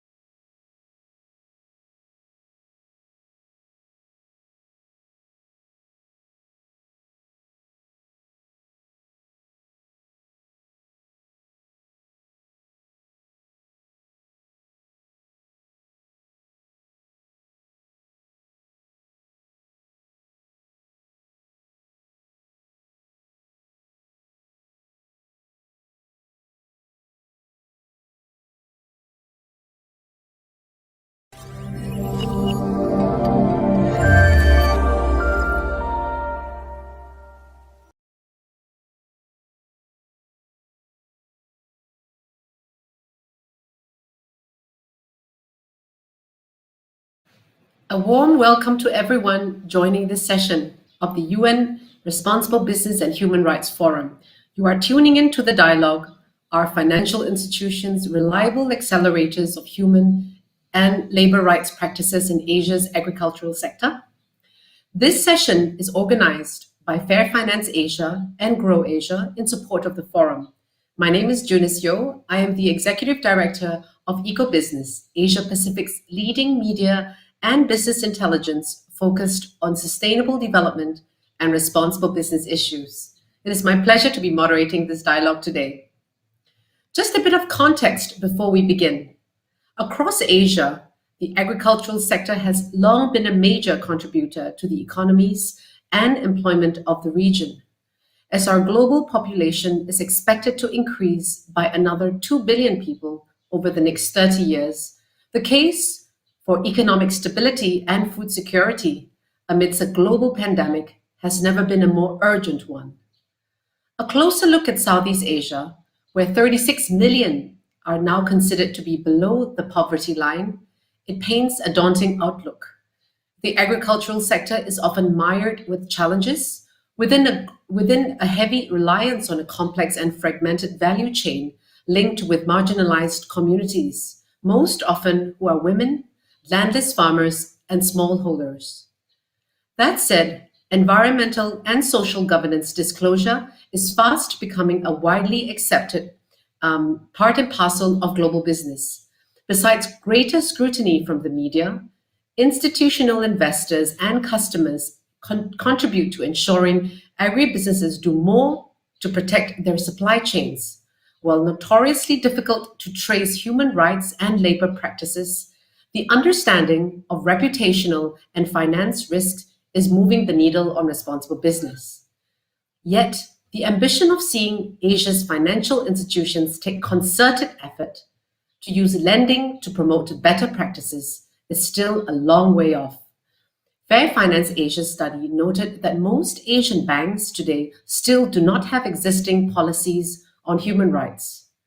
And so for today's discussion, I will be joined by 4 esteemed panelists whose respective experience within the private and public sectors will contribute to understanding the role of finance in the agricultural sector in ASEAN.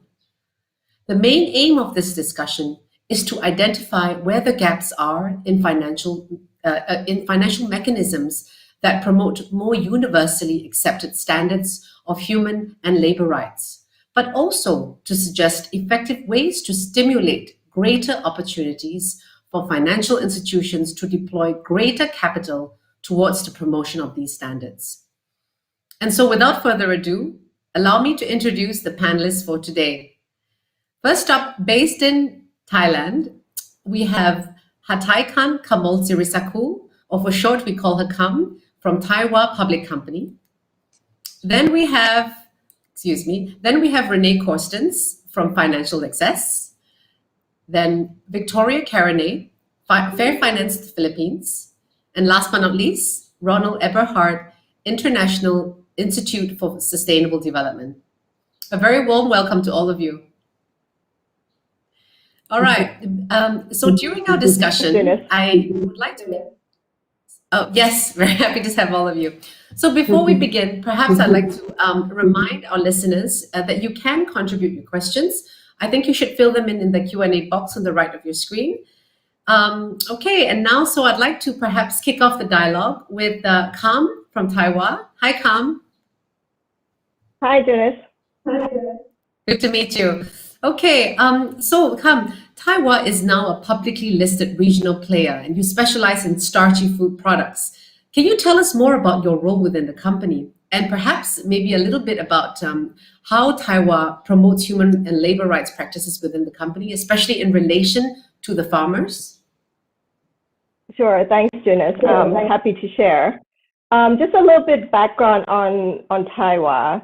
So we are into tapioca starch manufacturing business for about, next year we're going to be 75 years old. We have 14 operations in the region, in Thailand, in Vietnam, in Cambodia, and also in China as well.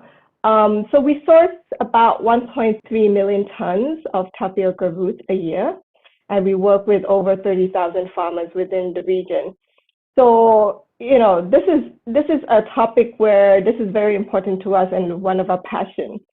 So within the Taiwa ecosystem and the sustainability strategy or the sustainability practice that we want to promote is, in terms of the farm development, how do we help the farmers improve their livelihoods? How do we promote the better practices, for our factories, our community, and how do we help our family and our community in terms of having better lives as well? So some of the things that we've done related to human rights, I think one of the basic human rights is in terms of safety. The safety that we promote for our factory workers is we have a very good safety mechanism where we track all the accidents that happened at our factory, and we always look and we have a very targeted conversation in terms of, what can we do better on a daily basis to help our factory workers be more safe. Within our own operations, we have a direct line of all our operations that's related to safety. So all the happenings in a factory is updated real time. And also more than that, I think in order to promote our, the safety and to make sure that we're all it's very, on top of our agenda, whenever we have investment conversations, safety is where we never cut corners. Safety is where we always prioritize first in terms of the investment priorities that we have, that we allocate every single day. I think one of the things I wanted to talk about is some of the examples that we do for our farmers as well. So, we have 6 operations here in Thailand, so I'll start with that. Farmers come through our door every single day.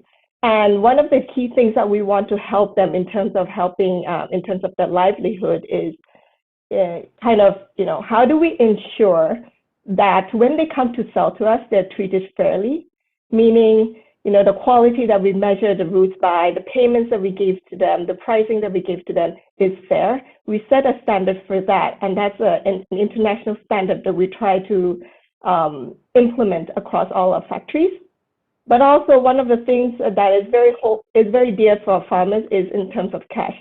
So an example is that we have, over the last 3 years, we have, worked with a local bank and a government bank within Thailand to ensure that we're able to pay our farmers the same day as soon as they come to sell the roots to us.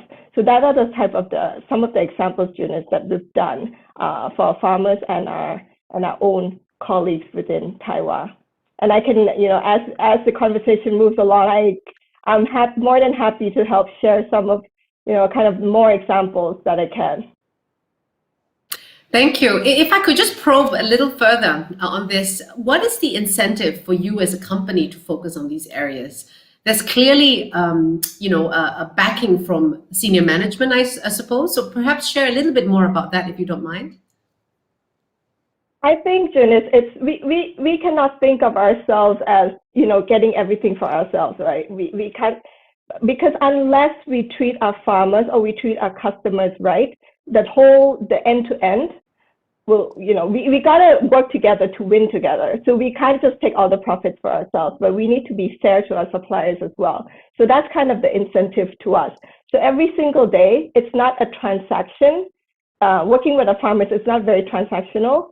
We do more than that. We promote to help them in terms of advising them how to improve the yield, what are the right farming practices they could implement. We also go to help them access the market of agriculture inputs as well. For example, we make the clean stems for the farmers, and we distribute those clean stems for the farmers so they have the right variety, the better variety that will help them improve the yield. Thank you. And in turn, that's very come useful. back and sell back to us. Yeah. Okay. Yeah. So it comes back to you in a virtuous cycle. Okay. Thank you. All right. Maybe perhaps I'm going to ask Renee now. Hi, Renee. Hi, nice to see you here. Yes, absolutely. Okay, so Renee, you lead as Senior Agri-Finance Advisor, and you are the regional representative in Southeast Asia at Financial Access, which I understand focuses on helping to develop and deliver sustainable agri-finance advisory and technology solutions. So it seems from where you sit, you're like at the crossroads of where, the financial institutions or FIs could potentially do more to protect labor practices. So from Financial Access's work with your partners, is there evidence of FIs in ASEAN doing more to enable rights, enable rights and compliance practices? Perhaps you could share some examples. Yeah, sure. No, thank you. Thank you for the question. Indeed, I'm working for Financial Access. We are a Dutch advisory and technology business, and indeed try to combine technology, capital, as well as advisory, because that is what we've seen along the way. That's something that has to come together in order to really move innovative solutions forward. So in our work, we work closely on the one hand with NGOs together, with the smallholders together, as well as with financial institutions, both micro financial institutions and larger financial institutions together to help to bridge that financing gap. Indeed, I must say also, based on our experience and based on the reports you shared earlier, the adoption of human rights practices in the region is still limited, but we see here and there some initiatives coming up, and what we see is that it's very important that there is a role of a multi-stakeholder network, indeed, where we can help to bring the NGOs, civil society organizations, financial institutions together. So as a concrete example, Financial Access is engaged in the GREAT program. That's a program in Vietnam. Some of the audience might be from Vietnam or working in Vietnam. It's a program funded by the Australian government. And there, what's really innovative about the program is that donor money is used as a credit risk guarantee to allow the financial institution to take more risk and also to improve the learnings. So the focus in that program is what we learn in our work is that one of the main issues in agriculture value chains is gender. Women unfortunately don't have the same access to capital inputs market as men. So within the GREAT program, we really try to promote women to increase the access to finance. So we work together with the financial institution to provide capacity building for the financial institutions to create more awareness about potential barriers to access finance. Wonderful. And I assume the banks are quite receptive to such engagements on gender.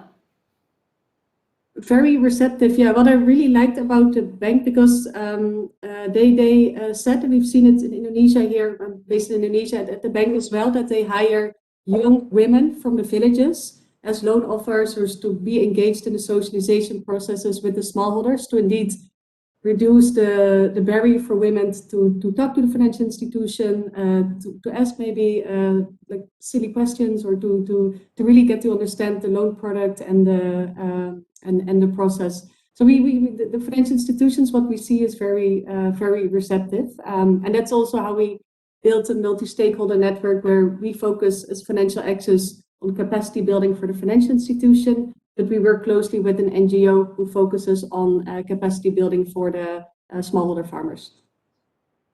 Okay, I see. Great. Thank you very much for that introduction. Okay, now I'll turn to Victoria. Hi, Victoria. Hi. All right, wonderful. So you're the local representative of Fair Finance Philippines. Could you tell us more about your engagement work with the FIs on the ground? Like, what are some of the findings from your policy assessments of the banks in the Philippines from a human and labor rights perspective? Okay. So actually, Fair Finance Philippines is part of a larger regional program called Fair Finance Asia. And our work is supported by the Swedish Embassy in Bangkok and Oxfam. And it's a network of over 70 CSOs and 8 national coalitions. And we advocate and ensure that funding decisions in the region respect ESG, human rights, and overall well-being of communities. So one of our key interventions, as you mentioned, are policy assessments, wherein we use what we call the Fair Finance Guide methodology. So in using that methodology, national coalitions assess publicly available policies of commercial banks against global standards on sustainability. And they will be classified into several themes. And so, for example, the global standards incorporated in that methodology is, for example, the IFC performance standards or OECD guidelines. And for the Philippines, it was actually our first time last year to publish our policy assessment. And one of the key themes that we looked at was human rights. And we scored the 5 biggest bank in the Philippines by asset size. And we saw that none of our biggest banks actually have concrete human rights policies. The average score was 1.1 out of 10, which objectively sounds quite low, but in the bigger scale of things, the Philippines actually ranks in the middle, so pretty average for Asian bank scores. And the highest, or the front runner bank, the one with the best policies, the score was actually only 2.3 out of 10. So even though they did not have specific policies on human rights, they were only able to get partial scores because they incorporated some of the global standards that the methodology also looks at. And in the Philippines, we see that financial regulators are just starting to implement more of these requirements actually to have policies on human rights, on labor rights, for financial institutions, on sustainability. So I think as the years go on and as we do more policy assessments, I think we'll see better results from the policy assessments and from the banks.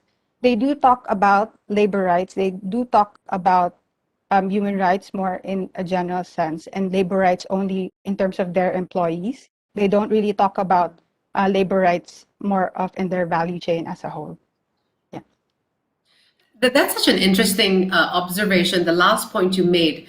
One of the things I personally found is in our engagements, especially with the private sector, banks, notwithstanding, is that perhaps is it the lack of understanding of the definition of human rights, or rather the scope?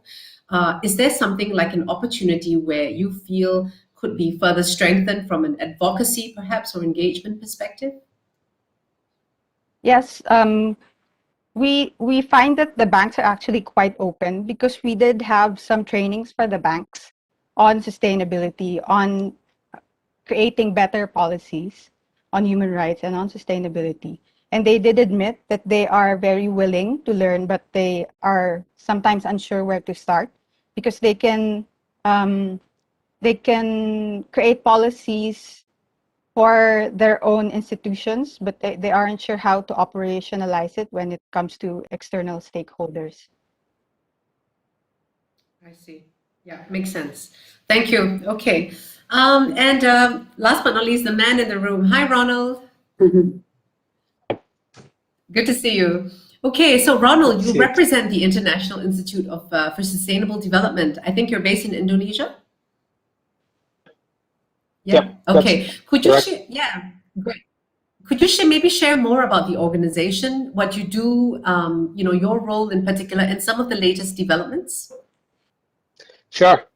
First of all, thank you very much, Junice, and also the organizer for today's meeting and for having me today. It's a great opportunity for me to deliver what we have been doing in the region. So I'm an international law advisor with the International Institute for Sustainable Development, which is an international policy think tank based in Canada, but we have like several associates and also experts all around the world. So I'm based in Southeast Asia. So I'm looking at more focusing on the region itself. And my work is focusing exclusively on the ASEAN guidelines for promoting responsible investment in food, agriculture, and forestry.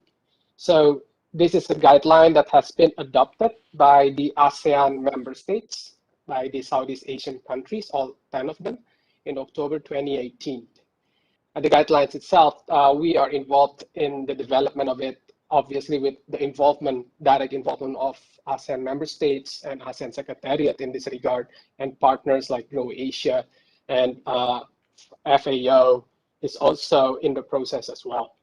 And the guidelines are developed based on international best practices and standards, such as the Committee on World Food Security Principle for Responsible Agricultural Investment, or CFSRI.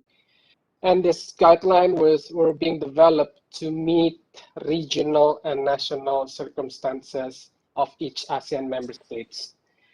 It is aimed to attract responsible ag investment by balancing the rights and interests of every stakeholders. And in doing so, it works kind of like a guidance, like a compass for stakeholders to have reference to enable them to make the right decision in achieving the responsible ag investment. The guideline itself, it consists of 10 policy principles, and it well in the scope of agricultural investment in the region. I hope that Okay, thank you. question. No, I think it's interesting that there is a strong agricultural relevance. In particular, maybe on human rights, what are some of the criteria, or rather, what are some of the assessments that you look at? Maybe just for the listeners' perspective, it'd be important to understand as well. What are you looking for when you assess or guide, the stakeholders when they use your guidelines? Sure. First of all, this is a guidance that has been, again, adopted by the member states and applicable for all stakeholders. So the guideline itself, when addressing human rights, I would divide it into 4 main points that the guideline is focusing on. First of all is food security, and the second would be on labor. The third one will be on environment and climate change, and the last one would be on land rights. So on food security, we are talking about the right to food. As we may be aware of, investment in food, agriculture, and forestry can bring positive outcomes for the society. However, when done badly, investment in food, agriculture, and forestry can pose substantial risk for the local community's food security. And there are additional challenges when foreign investment in food, agriculture, and forestry are linked to the food security strategy of the home country. So in particular, as I've mentioned earlier, the guideline itself consists of like 10 high-level policy principles. And in this regard, with food security or the right to food, guideline number 1 is the most relevant, as it contributes directly to it. And it achieves such realization of the right to food by requiring AMS to consider following measures, such as AMS need to provide enabling environment for responsible ag investment. AMS need to develop, what I mean here is ASEAN member states. ASEAN member states need to develop a coherent national plan to achieve food security. It also need to support food fortification program. And we also emphasize that AMS need to develop an innovative rural financing mechanism, including through public-private partnership to improve access to market and expand rural infrastructure in food insecure areas. And we also require in the guidelines for AMS to consider monitoring the impact of investment on food and nutrition security. So it's a guideline for them to consider what kind of measures need to be in place in order to achieve or to fulfill the right to food. And on land rights, I will briefly touch about what has been contained in the guidelines. So I think, as we might know, the most common risk out of the large-scale private sector investment is land disputes that adversely affect all stakeholders. And negative impacts from land such disputes are more severe in countries that are predominantly rural and where land rights are often informal. So in this regard, the ASEAN Right Guideline, in particular guideline number 4, it tried to achieve a wider recognition and respect tenure of land, fisheries, forests, and tenure rights by requiring measures like what we have in the previous guideline, and in the previous principle, what I mean. So, for example, on land rights, the guideline require AMS to consider strengthening their land laws and land use policies, as well as their own administrative capacity to identify where appropriate and, if possible, as far as they can, to formalize land rights. And we also emphasize in the guideline that AMS will need to facilitate collective, communal, and individual land titling and other forms of protection for tenure rights. And this should be in conjunction with the AMS effort to raise awareness among the stakeholders, in particular the local communities, about their rights, about their tenure rights, and how they can enforce their own rights. And in terms of land rights, there are always sensitive issues regarding resettlement. So sometimes in a big agricultural project, resettlement is unavoidable. So the guidelines try to address this issue by saying basically, if there is a need for resettlement, it should be minimized, and appropriate measures have to mitigate the adverse impact that arising out of that resettlement program. And there's the guideline also requires AMS to maintain fair and transparent land registry system, including through the use of technology to identify land boundary, such as GPS and satellite system. The third one, the labor rights. If I may touch a bit on this. I guess we can maybe, should we do that later? Oh, okay. Sure. Yeah, okay, no, but that's very useful. I think it's very good tidbits for us to move into the next, I guess, topic that I'd like to cover, and that is on some of the barriers or challenges in promoting better standards, because I think Ronald touched on a lot of interesting points around land rights, disputes, resettlement, which is very common in this part of the world. It's very, very fragmented and not properly governed, and so it breeds, for a lot of challenges there. But also, the other points you mentioned on labor, environment, and climate change, these are very often topics that you can't escape when you talk about human rights as well. So it's very good that he laid that foundation for us. Before I move to the topics on barriers and challenges, can I remind our listeners to please key in your questions in the Q&A box so that we can prepare to answer them as soon as we can. Okay, thank you. So maybe, Renee, I have a question on that. From your perspective on the ground, what are some of the challenges that the FIs face in encouraging or ensuring their clients themselves use human and labor rights compliant practices?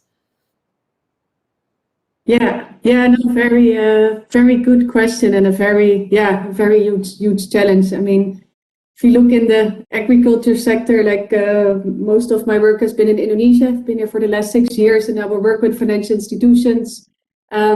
Even often there's no specific agriculture strategy. Not always there's an agriculture department, no agriculture loan product. So even to get to the challenges related to climate, as already mentioned, to labor, human rights, just a product and a financing scheme that fits smallholders is already very, very challenging.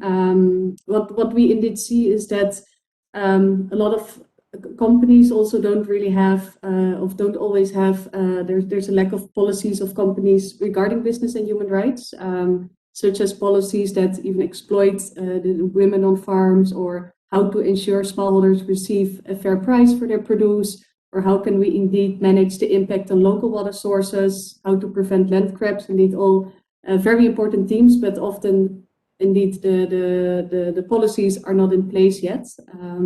And even if there are policies in place, then the next challenge is okay, how are we gonna monitor this? What we see that some mechanisms are still paper-based, but our technology we indeed help to digitize the first step of MFIs to improve the loan origination, credit scoring, and the loan monitoring process. So if there are no like software systems in place to track, okay, what's happening on the ground, what are labor standards used in the field, how can we track the employment? It's also, it's going to be very challenging. One of the, as mentioned, I work a lot in Indonesia, a lot of smallholder farmers, a lot of seasonal workers, so a lot of farmers that work on and off. So there are no formal contracts. And that makes it even harder to track on benefits, payroll standards.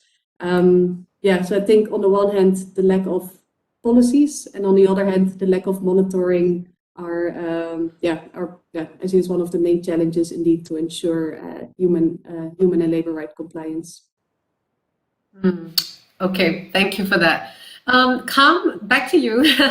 So in reality, do the FIs offer, industry clients some sort of incentives to focus on some of these issues? For example, sort of like a discount interest rates for achieving sustainability loan KPIs. From your experience, what more could be done? So I think I'd like to just lay out the background kind of a little bit. Taiwan, we kind of hold ourselves accountable to whether we, serve our farmers right, serve our customers right. But also, because it's kind of our core value. We have 3 core values: pride, integrity, and consistency. So pride meaning that we do everything with pride for ourselves and for our team. In terms of integrity, we hold ourselves to the highest value, and we always do everything with transparency. And consistency is doing everything better every day, always thinking about how to serve our customers, how to serve our farmers better every day. Another aspect, of kind of the people that also hold us accountable is our customers as well. So we serve, we export to about 30 to 35 countries all over the world. Our customers are global, the likes of the global MNCs. Those are the people that are also partially driving kind of the sustainability and the human rights, practices across the industry as well. And increasingly linking to your question, Jonas, we're also seeing that trend coming across the financial institutions that we've talked to, especially the global financial institutions, where they have approached us, very interested in terms of, the sustainability practices that we've been doing across with our farmers. So we're seeing funding come in with, specific requirements related to environment. How do does our projects make the environment better, more sustainable? With respect to the social, how do we improve the community, improve, access to market, improve the education of the community members of our farmers, and also how do we improve livelihoods of our farmers? So for example, some of the loan offers that, we get from financial institutions is, if we were to improve the value-added crop within a certain country or a certain area, that requires a lot of education. That requires a lot of kind of building in the infrastructure, giving access to the farmers, for better varieties of crop. How do we do that? It needs funding in terms of, actually physically having our agronomists going to different places, talking to the different local governments or the kind of the local co-ops to get the farmers together to educate them. And this is where the funding comes in from the financial institutions. They're happy to support us to increase the knowledge of the farmers. So that's kind of like the example for you.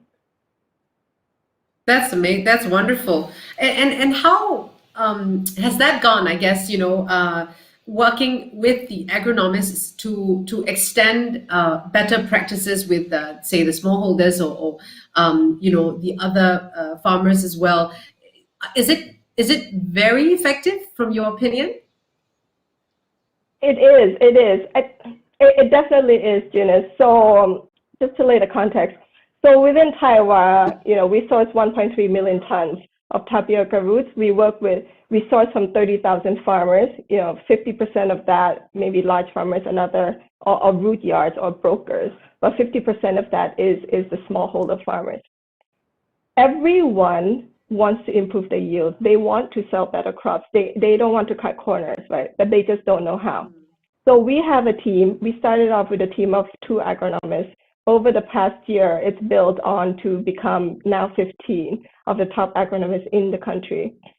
We host sessions with within villages on a weekly, on a monthly basis to educate the farmers on how to plant, what are the best ways to plant. For example, how far do the stems need to be from each other?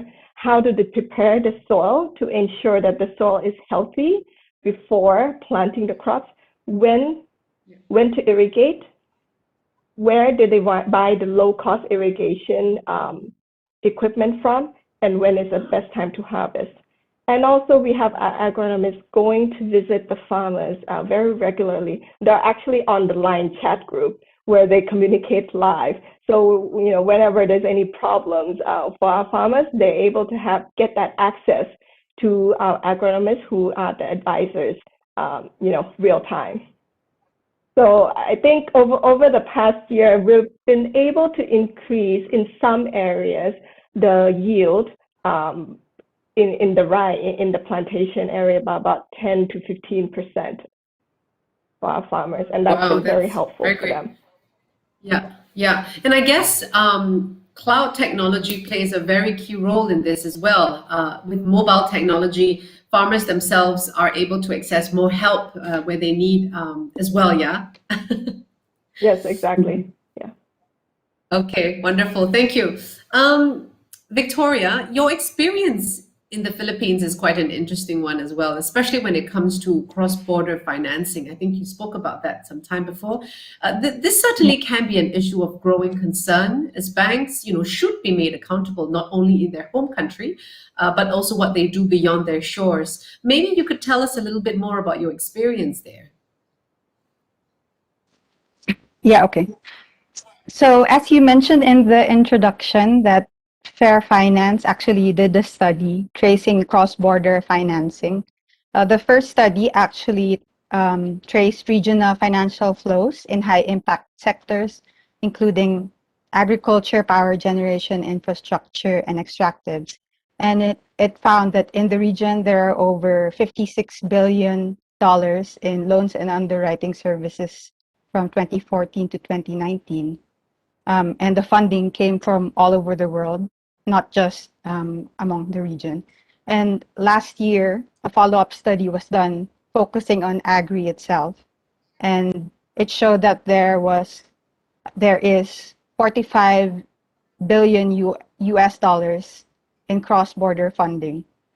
So I think this shows the staggering amount of funds and the high potential, high impact of change that financial institutions can have when they actually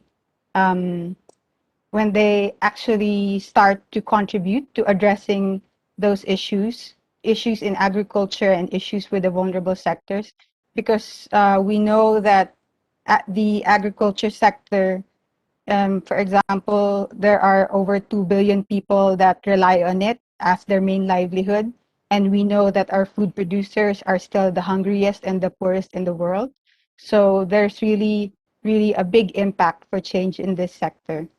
And we see that in pushing for this change, that financial regulators will play a key role when they craft and implement mandatory policies to help safeguard human rights and labor rights and ensure that there's transparency and accountability from financial institutions.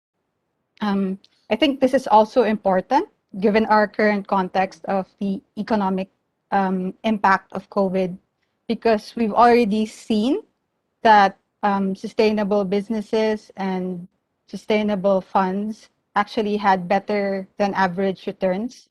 So as we recover from the pandemic situation and put in these new mandatory policies, I think it will also make cross-border funding and even local funding more stable. Yeah, yeah, no, it's true. I think there is more and more evidence that sustainable funds are, just as, in a way, they derive the same or at least sometimes even more returns than the regular ones. But especially if you take it from a risk perspective, that could really change the game for traditional investments as well. Perhaps more time is needed for more people to understand this. Yeah. Okay, thank you. Ronald, back to you. And I'm sorry I cut you there because we wanted to give more time for the others, but I would really like to tap on a little bit more about the work on the ASEAN RAI, which is your guidelines on promoting responsible investment in food and agriculture and forestry. And this is clearly going to be really relevant moving forward. Maybe you could share a little bit more about what you talked about in terms of environment and climate change and how that relates to, I guess, the human aspect, but also any relevant examples in compliance that you've seen so far you could share. Sure. Thank you very much, Eunice, for the question. I think for climate change, it's really clear to us that it threatens the effective enjoyment of a range of human rights. For example, the right to life, water, and sanitation, right to food, health, housing, culture, and development. So I think it's the most broadest elements which affects a lot of human rights as what we have currently seen. And climate change impact as well is associated not just nationally, but it's also globally as a global problem, as what has been recognized by the United Nations. It associated with not just what we've seen with the change of the global temperatures, but we have seen a lot of natural disasters and shocks arising out of such crisis. And I think in this regard, the ASEAN RAI guideline is trying to address this issue. And in addressing that, it first recognized that the food, agriculture, and forestry sector play an immense part in addressing climate change. And in doing so, the guidelines, as like the other principles in this regard, require several measures to be taken by ASEAN member states. First and foremost, the guideline requires there should be an allocation of public funding to support climate change mitigation and adaptation projects. This could include investment in new technologies, as well as building capacity, human resources capacity, for further research and development to develop climate-friendly technologies. And there is also a requirement for the ASEAN member states to have a policy and legal framework to harness private sector investment to find diverse and innovative climate risk insurance products. This to address what I've mentioned earlier regarding shocks out of climate change, such as droughts, floodings, and other weather-related events that might affect the food, agriculture, and forestry sector. And I think the last one, the guidelines also requires that there should be a specific priority in climate change agenda for the country, and there is a requirement for them to have the investor to pay attention to it. So this could be done through the investor state contract, through the permit, agriculture permit that the country may have, or other legal instruments that could create such responsibility. And I think just to address your other point about implementation, this is something that I need to emphasize, as this guideline has just been adopted in 2018. And we are currently actually looking at how the guideline is being implemented.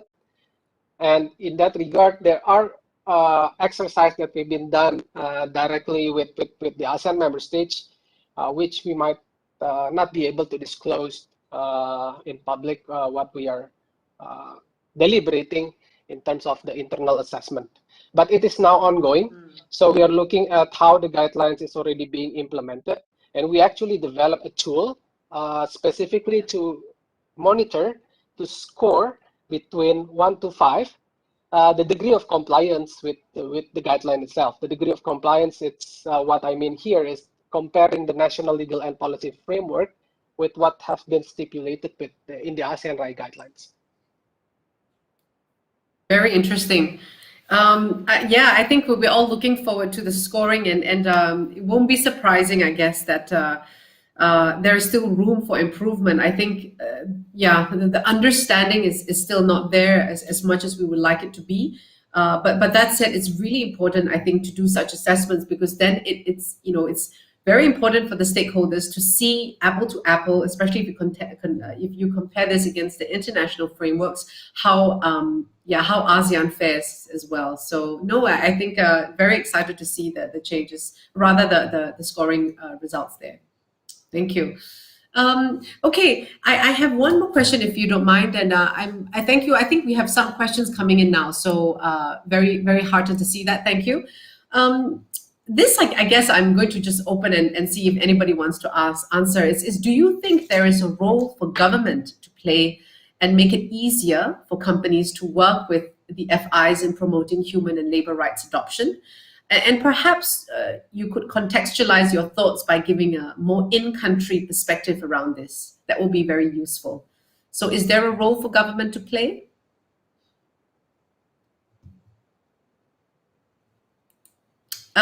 Ronald, go ahead. I see you nodding, so I'm sure you have a lot of thoughts there as well.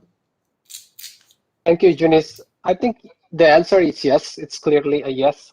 So I think government will, what we have put in the guidelines itself, the government will need to require a certain measures to be in place, including, for example, like in a contract between the country and the investor, there could be an inclusion of provisions which requires compliance with human rights and labor and environmental issues, like what I have mentioned earlier.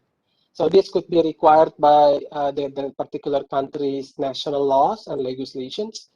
And by doing so, it's a mandatory provision which the investor will need to comply with.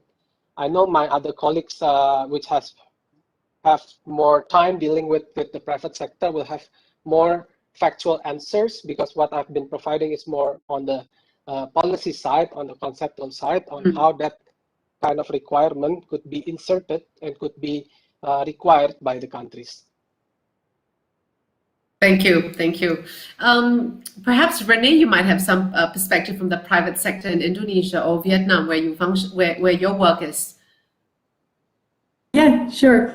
Indeed, no, I think it's very important to really liaise closely with the government. I do think also like certification schemes and frameworks are very important first step to create more awareness. Like in Indonesia, we do a lot of work in oil palm. You have, of course, the RSPO standards, the FSC standards. I think that's the promotion of that, and especially including that in the agri businesses itself, and of course that complies with labor rights, environmental, climate change. Yeah, I think that's very important. I think that's at least a good first step. Although it is, yeah, I think to really move things forward, I think it's not enough. I think we really have to think and how can we scale things.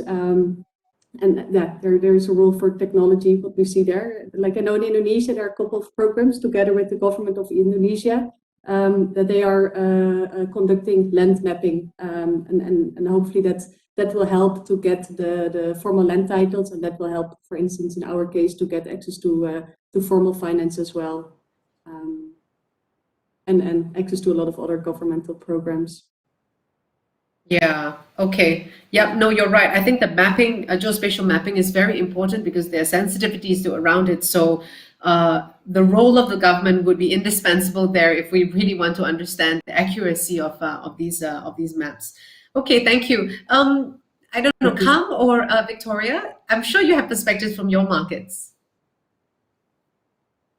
Should I go first? Sure, come. Yeah, go ahead. Okay. All right. Yeah. So the way I see the government is, you know, if we're all, for example, Thailand, or we're all within a house, companies are in the house, government is kind of the gatekeeper that upholds the standard within the country, right?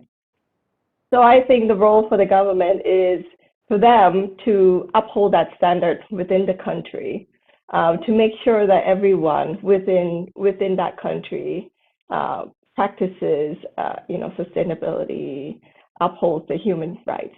And then once that happens, you know, within the country, all the children within the country, it's easier for them to be doing it because everyone else is doing it. And once that happens, then, you know, we'll get more access to the funding. And that's kind of like the wheels are already turning, right? So it's not just one person, it's not just a private sector doing it. The government needs to do it. Everyone needs to do it together, and then we're all in sync. And then the wheels will keep rolling and turning. Yeah, you're right. I think in Asia, many of the countries in Southeast Asia, which is, you know, one can say more paternalistic in their approach, this system probably works better. As you say, it's the parent and the children mentality works because the government says we should do this. This is the direction. A bit like where I'm based in China too, I think there's a lot of trust sometimes in understanding that the government is setting the direction. But I guess conversely, in markets where there is distrust in the government, sometimes it can be more challenging to implement. Yeah. No, thank you for that. Victoria, what about your perspective in the Philippines? Yes, there's definitely a role. And actually in the Philippines, our main financial regulator, our central bank, and even our Securities and Exchanges Commissions, their sustainability and transparency report requirements and sustainability finance frameworks actually were only released from the bank last year and from the Securities and Exchanges and Commission 2 years ago. But before they had released those policies, they were actually already consulting with the banks and with the private sector about how they can support and what the private sector's perceptions were of these policies. And for both policies, I think they are actually trying to make it easier for the businesses by having a slow implementation, wherein it's a phased implementation. For the, I think, first year, it's comply or explain, and then eventually, as the implementation goes on, then will it only be really mandatory to submit all these requirements, assuming that the banks and the other businesses have been given enough time to develop the skills that they need to comply. So I think it's the way of the government to be sort of, as you said, like a paternal encouragement to move towards the human rights, labor rights, sustainability compliance, but not a very sudden policy requirement that the businesses might not be able to meet right then and there. Yeah. Okay. Thank you. Very helpful there. Okay. I'm just conscious of time, so I'm going to open the floor now for questions. Thank you so much. I think we've received some of them. The first question goes to Renee. And it is, how do you think we can reduce the risks of loan defaults of farmers who are considered as high credit risks by financial institutions? Yeah, thank you. Thank you for asking. Very, very good question. And it really relates to the work we are doing on a day-to-day basis. So with Financial Access, we have developed the data to deal methodology. So we really look at on the ground how are farmers organized. We collect data of the farmers, often together in collaborations with NGOs. And we conduct the credit scoring of these farmers, cash flow analysis, and see, okay, which farmers are eligible for financing and which farmers are not yet eligible for financing. And that is, in our case at least, like the most interesting part, because that's the part where we can create more impact. And that portfolio of bankable, not yet bankable farmers, the eligible farmers we can already pitch to financial institutions. the non-eligible farmers, we can help to create interventions to become eligible in a second loan cycle. So what we do, we've developed different financial models in-house. For instance, we really look at the cash flow of smallholders. If we look at, as mentioned, we work a lot in oil palm. If we look at, okay, what's the production cycle of an oil palm tree? The first couple of years, let's say the first 4 to 5 years, the oil palm tree it's not in productive state yet. So how can we reduce that cash shortfall in the first couple of months? We can look at, in different projects, we are looking at different intercrops. We are looking at the agroforestry models to help to reduce that cash shortfall in the first couple of months. And then if we look at smallholders that are not eligible, and again, that's why it's very important to have this multi-stakeholder kind of programs where NGOs, we can help to design the interventions, and NGOs can help to provide capacity building for the farmers. Often with a little bit of training on good agriculture practices, what the other panelists already mentioned as well, that can help to increase the income, and that might be sufficient to get a loan in the next loan cycle. So good agriculture practices is one, getting access to land titles is one. Of course, there is an important role for the government there. We can think about more type of schemes and interventions, but that's why, like what we see in our work, no one size fits all. Like you really have to tailor your solution to different crops, to different regions, to different commodities. Yeah, I think that's a very good point there that you made. No one size fits all approach. We really need to see them on a case by case basis. There's so many variables in each farmer's challenge, and so a lot of work is needed, and also international experience certainly counts for that. Thank you, Renee. Another question for Victoria. Many farms in Asia have laborers employed on their farmlands. These laborers often face poor working conditions. There are sometimes instances of child labor on the farm. How do the FIs mitigate the risk of such modern slavery issues? Definitely a hot one. A lot of people ask that question, I'm sure. Yeah. Actually, unfortunately, this is also one of our findings, not specifically the child labor, but there are labor rights and human rights violations in farms, because Fair Finance Asia also does case studies. And right now, when we engage them, their response to us has been that it's not something that is within their mandate. They feel that this is more to do with the agribusiness, because it's the agribusiness that's directly dealing with them.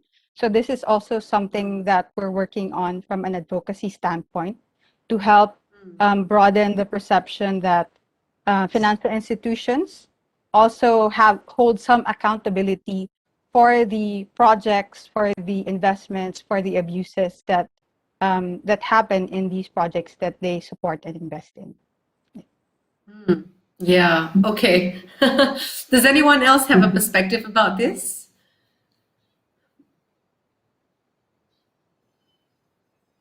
Okay, never mind. I'll move on to the next one first. There's one more question that came in, and this is with respect to ESG investing, where is the primary focus of FIs now? Is it the E, the S, or the G, or equally across the three? Not a trick question. This is something I think that doesn't have a right or wrong answer. This is I think from your perspective as a practitioner in a private sector, or even within your role as an NGO, for example, where do you think the pressure is going from the investor standpoint? E, the S, or the G? And for the listeners, in case you don't know what ESG means, it's environment, social governance. Any thoughts there? And I think we should contextualize it for ASEAN. Sorry, go on. Yeah. For the Philippines, the focus is really on the E. Our sustainable finance framework really pushes this, and actually our government is really putting the E central to its policies, because as we know, the Philippines is very vulnerable to climate change. And Yeah. also we are trying to transition into a low carbon economy. So we see that all the policies now that are coming out really try to focus heavily on the ease. Like for example, we had a policy late last year that there would be no more licenses for new coal-fired power plants, and that we would try to support more renewable energy in the Philippines. Okay, thank you. Thank you. Does anyone else have a point of view? Ronald. Yeah, I can. Oh, sorry, it was Cup. Renee, go ahead. Renee, Sorry. go ahead. Sorry, I know it's a very exciting topic, or it's, but yeah, I can relate to that. If I look at the perspective of Indonesia, I see that one of the main challenges to the environment here are smallholder farms or agri businesses related to deforestation. Yeah, so definitely also environmental has one of the main priorities. And in our work, we also work a lot with impact investors, and if you look roughly at what impact investors are more focusing on, deforestation, climate change related themes, or impact investors that are purely focusing on livelihoods of smallholders. Unfortunately, fortunately, there's no right or wrong here, but you see indeed main attention is still on climate and deforestation related themes here. But I hope that will change over the coming years. Yeah. I think there is an element to it. There's an element of the coronavirus pandemic also in this, and I wonder if the coronavirus pandemic is actually affecting the way investors see, their issues. Because a lot of people say that the coronavirus is a rehearsal to what is going to happen in climate change at some point. So this is like a dress rehearsal for us, and so they feel that the whoever they invest in will eventually be subjected to a lot of liabilities if nothing is done. But I mean, I think you raised your hand as well. I'd love to hear your view in Thailand. Sure. I think, I judging from the financial institutions, the funding that's coming in as well, definitely there's an emphasis on environment. But if I think we look into the kind of the granular detail, we cannot just focus on the environment. It's also about making the economics make sense, right? So we can't invest everything, to make the environment better, but at the end of the day, it's not profitable. Or even the social part, the people element needs to come in as well. So I kind of think, yes, start with the environment, but everything again needs to be in sync. It's not like either one or the other. So that's my view. Yeah, very good point. Absolutely, I absolutely agree with you on that too. Ronald, did you want to say something too? Not in particular, not for a particular country, but I think between ES and G, the guidelines that we are looking at, and also from the international policy perspective, we have seen movement towards environment and labor in more developed part of the world, especially with what has been put in practice by the new U.S. administration, and also what the European Union has put, and it has certainly affects the way stakeholders in other region, in the other part of the world, trying to respond to that new priority. I think environment has been a quite huge deal in those two parts of the world, both the Union and also the United States. And I think those, alongside also with labor, has certainly keep up pace. But I think environment is still more, in terms of from the international policy perspective, it still holds more priority. You can just look at how UNFCCC negotiation is going on. It's far much concrete, far much ambitious than the other aspects of the ESG. And to your point there's another question that just came in related to this is what role do you see intermediaries like the credit rating agencies or stock exchanges or consultants ensuring risk assessments are inclusive enough? I think to your point about environment being easier to quantify is a very important one. I think this is why also for most sustainability reports or disclosure, the first thing that comes out is the environment, but then eventually the social comes after. But the truth is it's harder to quantify and harder to disclose. Maybe, yeah, from your perspective, intermediaries playing a role in this, in risk assessments. Any thoughts there? And how this relates to the tool? This is a question for me. Yes, sorry, to you, Ronald, yes. Thank you. Should I repeat the question? No, it's quite clear to me. I think Okay. for the intermediaries, what I'm looking at in general is for the private sector. And I'm just looking at how the guidelines in itself could be used by stakeholders outside of countries, outside of policymakers. So we've been looking this from 3 points. First of all, the guidelines could be used, or similar sustainability standard could be used as a validation mechanism for sustainability in terms of, for example, like I mentioned earlier, we have developed a scoring system in looking how a particular policy framework in a country comply with international best practices. And on the second part, we've seen that the guidelines or other sustainability standard is being used as an advocacy tool for influencing decisions, including by the governments, by the investors, as well as other key decision makers in order to achieve responsible ag investment. And the other purpose of a guideline or similar tools is to have this as a risk reduction tool in investment. It could depoliticize, reducing political risk of an investment. It could reduce, obviously, a social risk of an investment. And in the end, it could yield higher returns for the private sectors to get it out of a responsible ag investment. Oh, okay, that's really interesting. And is it already available? This guide to evaluate social risk evaluation as well as part of the I tool. think for the It is, yeah. Yeah, for the ASEAN RAI guidelines, the ASEAN Secretariat has published the guidelines itself and also the tool to assess the compliance of a national policy framework with that guideline. So it's out there, can be used by anyone basically to for example, to do their own due diligence. Wonderful. Very interesting. For those who are looking at these guidelines, I think, Ronald, do you want to share the link for those who are interested to check it out? Because you did mention it's sometimes not easy to search for it.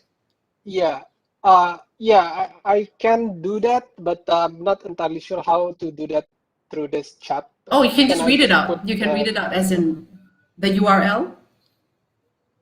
Oh, the URL, I can put it in the chat box? Okay, I'll do that now. I think you can. Yeah. Okay. Thank you. Okay. Just maybe 2 more questions before we wrap up. I think we have about 20 minutes left. One question is human rights issues are still considered extremely sensitive in Asian countries, therefore makes reporting even more challenging. Is there a missing piece of engagement or advocacy that needs to be done from a senior management or government perspective? So how can we engage senior management and governments to understand human rights issues better so it doesn't come across as too sensitive and therefore to aid disclosure? Does anyone have a perspective around this?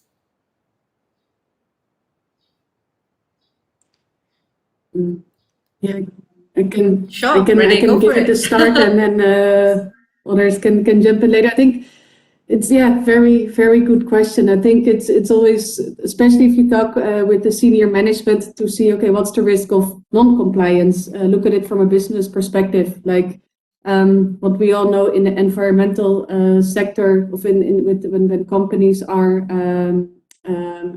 like doing practices against the climate, then there's a huge reputational risk. Like, for example, here, oil palm Indonesia, a lot of deforestation has happened, similar practices we see in Africa, and that can have a huge impact for agribusinesses on their reputation, which has huge potential financial losses as well. I don't know if that's the right thing, how to move forward, but if we indeed look at reports from NGOs like Greenpeace Against Deforestation, finger pointing to agribusinesses, but also to financial institutions to take responsibility.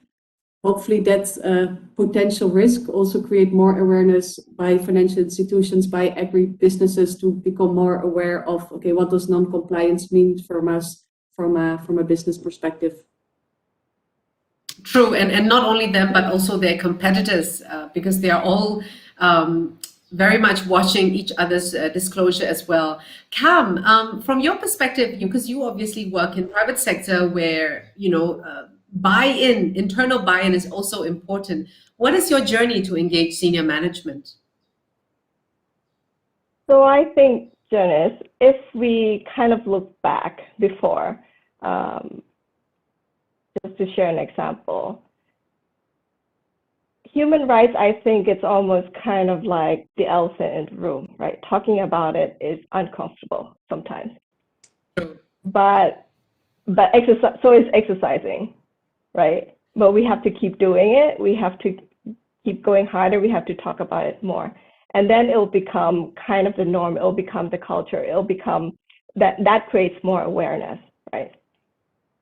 So even back maybe I think 2 years ago, tracking the safety of our employees, made us uncomfortable because that kind of opens up the whole box of, oh my God, there's so many things that we need to do in order to keep our employees safe. How come there are so many accidents? But those are the essential conversations that needs to be had, and that's the same thing as human rights.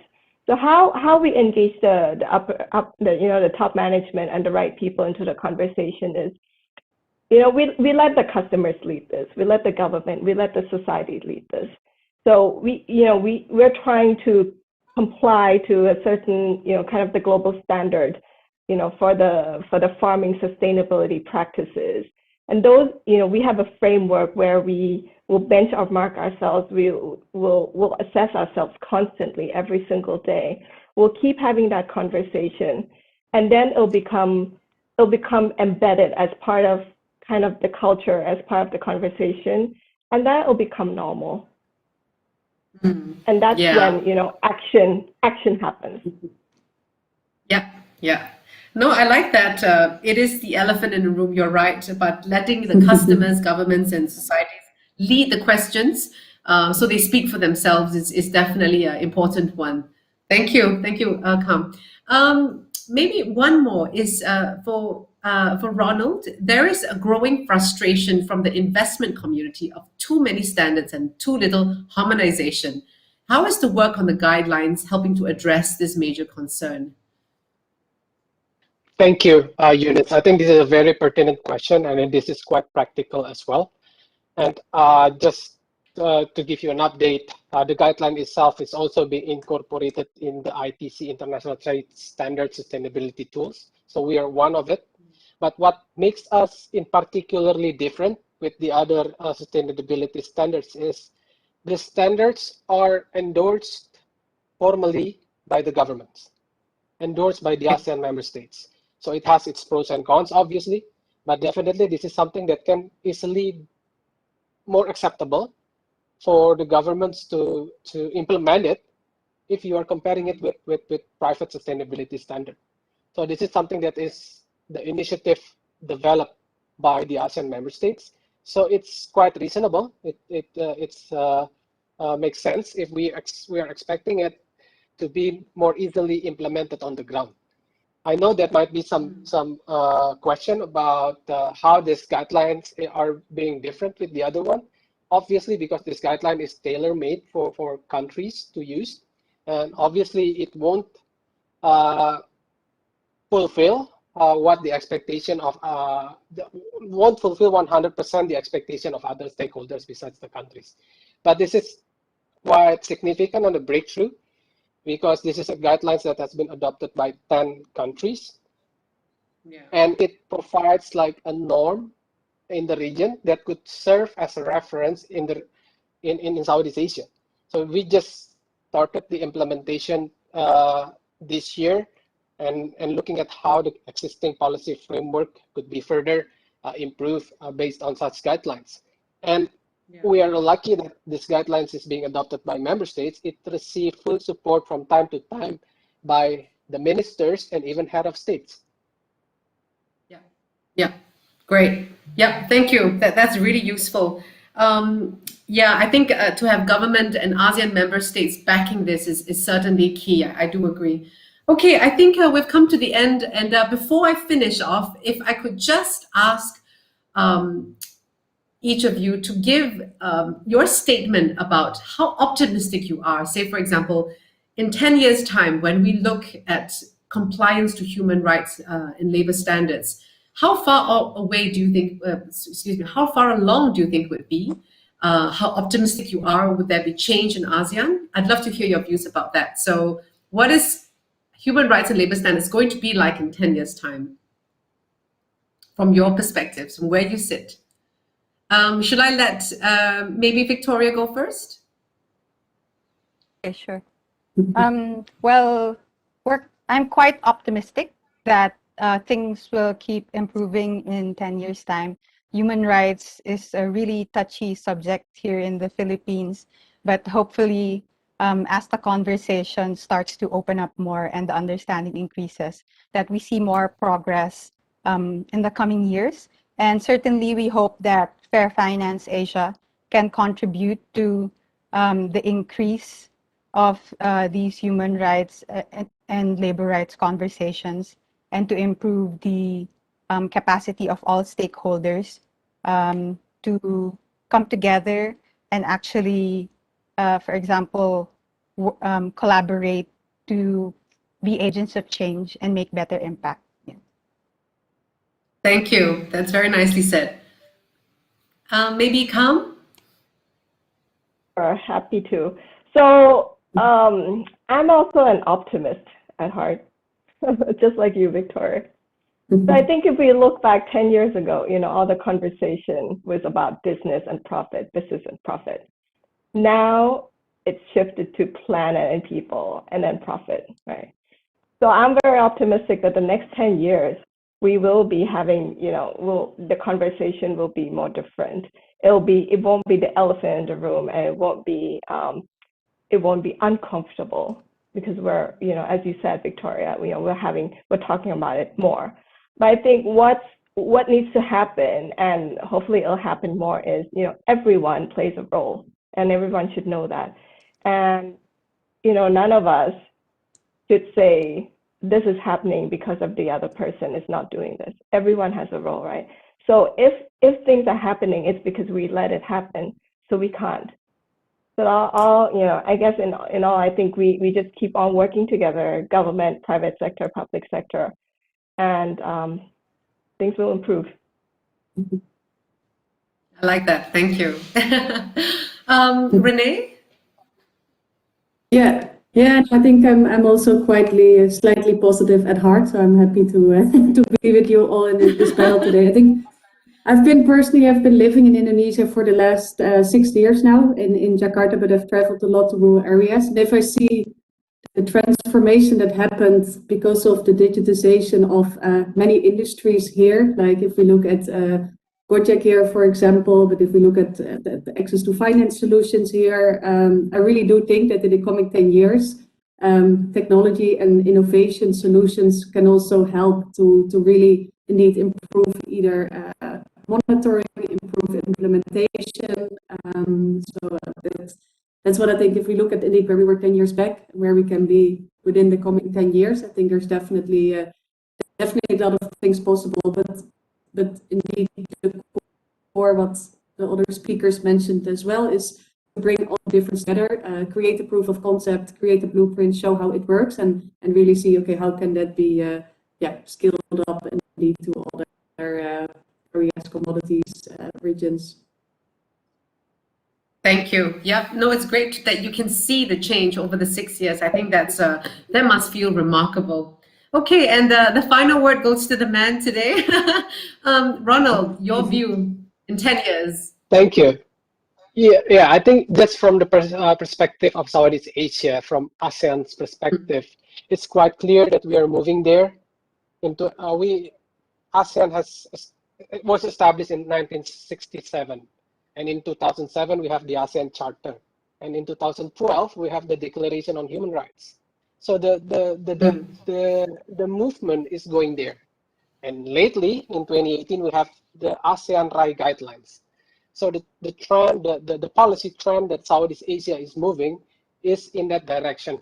So I think what needs to be addressed and what needs to be considered when we are looking at the region and when we are doing business in the region is we have our own circumstances, our own approach towards economic integration might not be similar like what the union has, but certainly the region is trying to address difficult issues like climate change, labor, and human rights in a way that it is unique to them.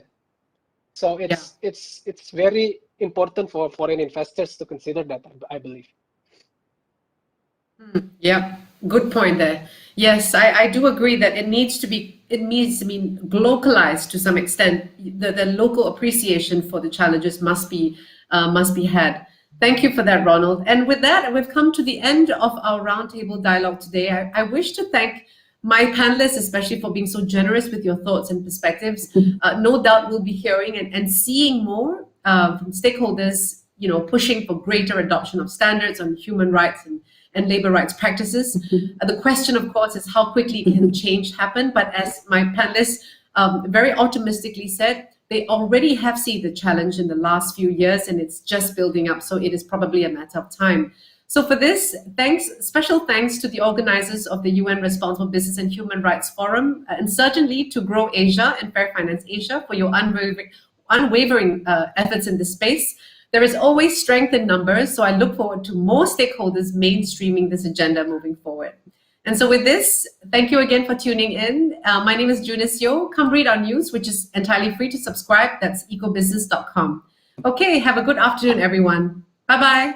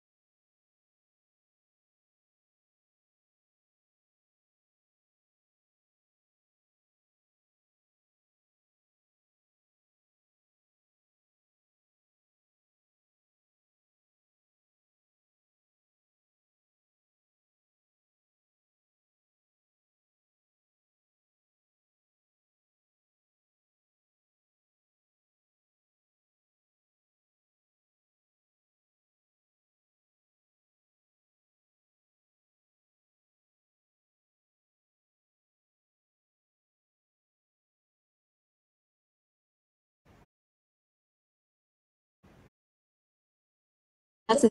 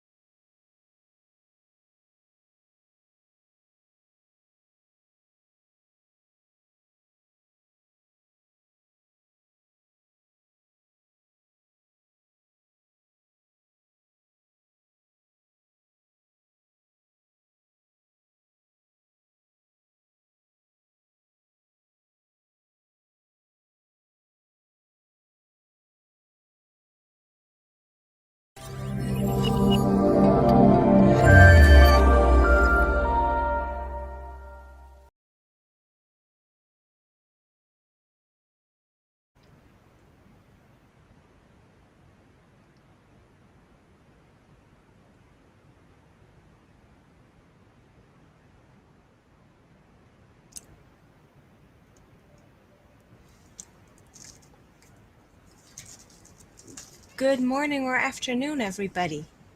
My name's Virginia, and I'm happy to host this side session to the UN Responsible Business and Human Rights Forum. I hope you're all joining with an eye on trying to achieve remedy for victims.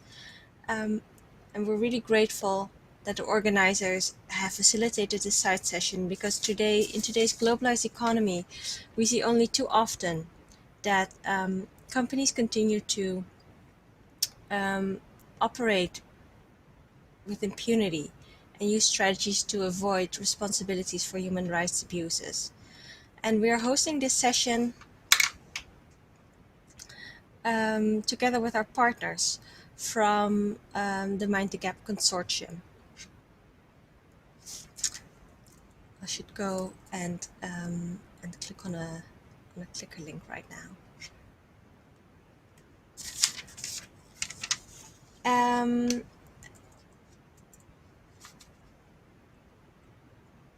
I apologize for 1 second. I am trying to see also where you are seeing what you're seeing right now, and that's currently not the case. So I'm a bit lost in where I am in the session.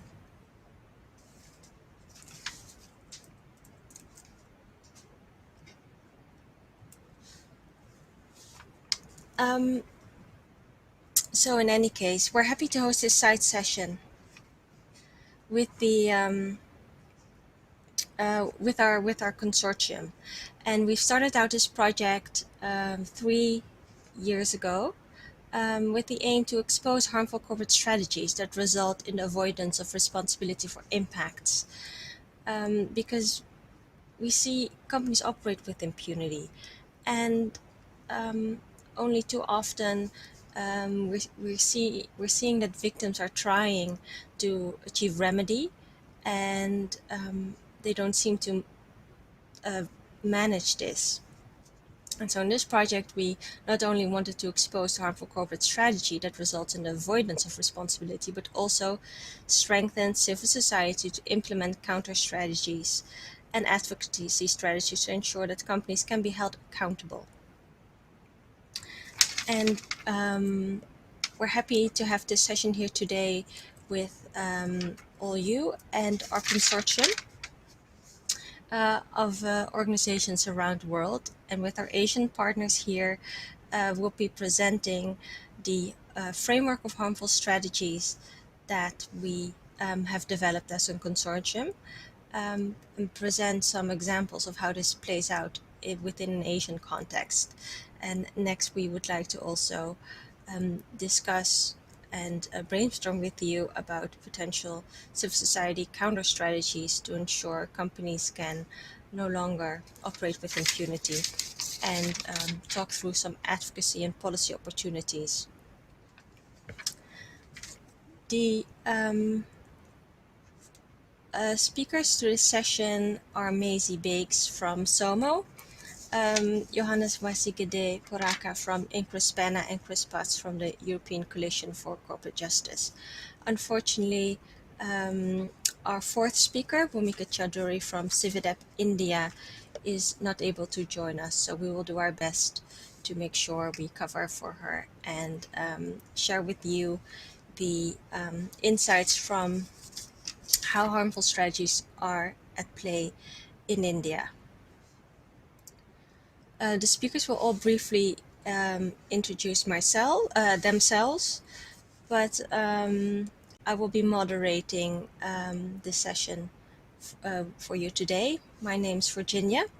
I'm project coordinator of the Mind the Gap project at SOMO, and have worked on developing the framework of harmful corporate strategies.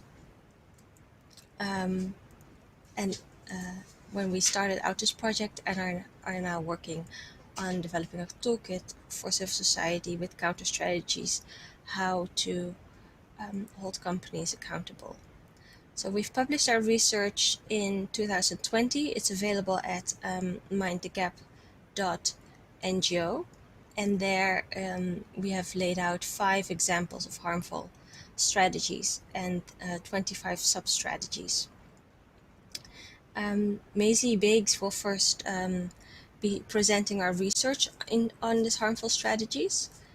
So I'll hand it over to her in a second, but already wanted to let you know that at the end of the presentation today, we also would like to have an interactive part during this session, and we'll be asking you to go to menti.com and click through the passcode you see on your screen. So you can also give us feedback and input to enrich our research project and give feedback to the potential counter strategies that we have already identified in the presentation. You should be able to see a question box and are able to ask us questions. You are able to do so throughout the session, and I'll be moderating and seeing who has questions, and we'll ask the presenters to quickly or briefly pause and give responses to that. So, Maisie, may I be giving you the floor to take us through the presentation on the framework of harmful corporate strategies. Sure thing. And we can hear me? Brilliant. I'll be discussing briefly the Mind the Gap framework itself. And this is sort of the first part, as Virginia discussed. We're now moving on to the second part, which is developing counter strategies. But in order to do that, we thought it'd be valuable to do a recap and to talk about what exactly we mean by harmful corporate strategies and give some examples, and then we'll be talking through some of the case studies with our partners. What do we mean when we say harmful strategy? Within the Mind the Gap project, we've discussed how we've defined this as a series of actions taken by a company that results in avoiding responsibility for human rights or environmental impacts. Now, obviously, we can't be reaching into the mind of sort of illegal fiction. We can't sort of say exactly the intentionality behind these. But what we can say, based on our case studies and based on our research, that as these series of actions are consistently resulting in companies being able to avoid responsibility and often liability for the impacts of their operations. And through these strategies, they're very often able to quite consistently externalize risks and the costs of their operations onto communities and workers, often extraterritorially. So what do these actually mean in practice? You'll see when we go through the list of harmful strategies that a lot of these are not only legal, but they're also very widely acceptable normal parts of company operation, especially those of multinational entities. Some of the strategies that we discuss are, again, widely accepted and often encouraged by managers, consultants, auditors, probably for the very reason that through these you can quite effectively externalize risk for transnational business operations. But these are, while they do serve business interests, we've observed that these strategies have often quite devastating, harmful impacts on society more generally, but also specifically on communities, on indigenous groups, on workers, and the environment. And these are often made possible by larger, more systemic power imbalances. So here are the 5 general categories. And as Virginia mentioned, these are all available. We have the research available on mindthegap.ngo. So if I talk about anything today that you want more insight into, to read the case examples, to learn a bit more, you can look onto the website. This is available there. But the 5 that I'll be discussing quite briefly in the time that we have today are the 5 categories of constructing deniability, avoiding liability for judicial strategies, distracting and obfuscating stakeholders, undermining defenders and communities, and utilizing state power. And I will explain what these categories mean. For constructing deniability, this refers to the kind of strategies that companies use where it comes to more like the structural side of things. So pre-setting up operations so that when harms materialize, they can avoid liability and avoid responsibility for harms that occur during these operations. Classic one that I think our audience might be quite familiar with is hiding behind complex supply chains, constructing manufacturing and operations in such a way that there are many tiers between a lead company and the parts of operations that might lead to harms. Outsourcing high-risk activities, outsourcing recruitment and employment. Again, when there are potentially higher risk operations occurring, companies will often outsource these in order to avoid incurring any possible risk or avoid responsibility for harms that come out of these higher risk activities. Disengaging irresponsibly is another classic one. In this way, when a harm does materialize, when community is seeking remedy, companies can often disengage in a way that can leave a jurisdiction or leave a sector or sell off the assets that are sort of causing these problems. That way, leaving communities with little to no possibility of ever seeing remedy for the actions that occur. Refusing to disclose is another one, is another strategy which has proven to be a really material one, which stands in the way of a lot of communities attempting to seek remedy, because it speaks to those structural imbalances that we discussed earlier. There's different access to information, and often companies' refusal to disclose information acts as a major barrier between communities, workers, and remedy. Refusing to disclose can also have other material impacts, such as if there is, for example, a toxic waste spill, and if a company refuses to disclose the chemicals that might have been involved in that spill, that also is not only preventing remedy, but also acts at communities or even countries' ability to respond to said harm. So these are what we mean by corporate harmful strategies under constructing deniability. The avoiding liability through judicial strategies. This refers to, these ones we probably are all quite familiar with to a point, but these strategies generally involved abusing the judicial process. Again, this speaks to the resource imbalance that can be between companies that are facing sort of pushbacks for harms that have occurred and the communities or workers who have been impacted. One has a lot more money than the other party, so one is able to engage and sort of deal with litigation for a much longer time and use that imbalance in order to basically exhaust the other party. Engaging in jurisdiction shopping, taking states to international arbitration, or threatening to take states to international arbitration is another classic example. Shielding parent companies. This one is, I think, a classic one. It's one that we've seen a lot of litigation regarding, especially in the UK and the Netherlands.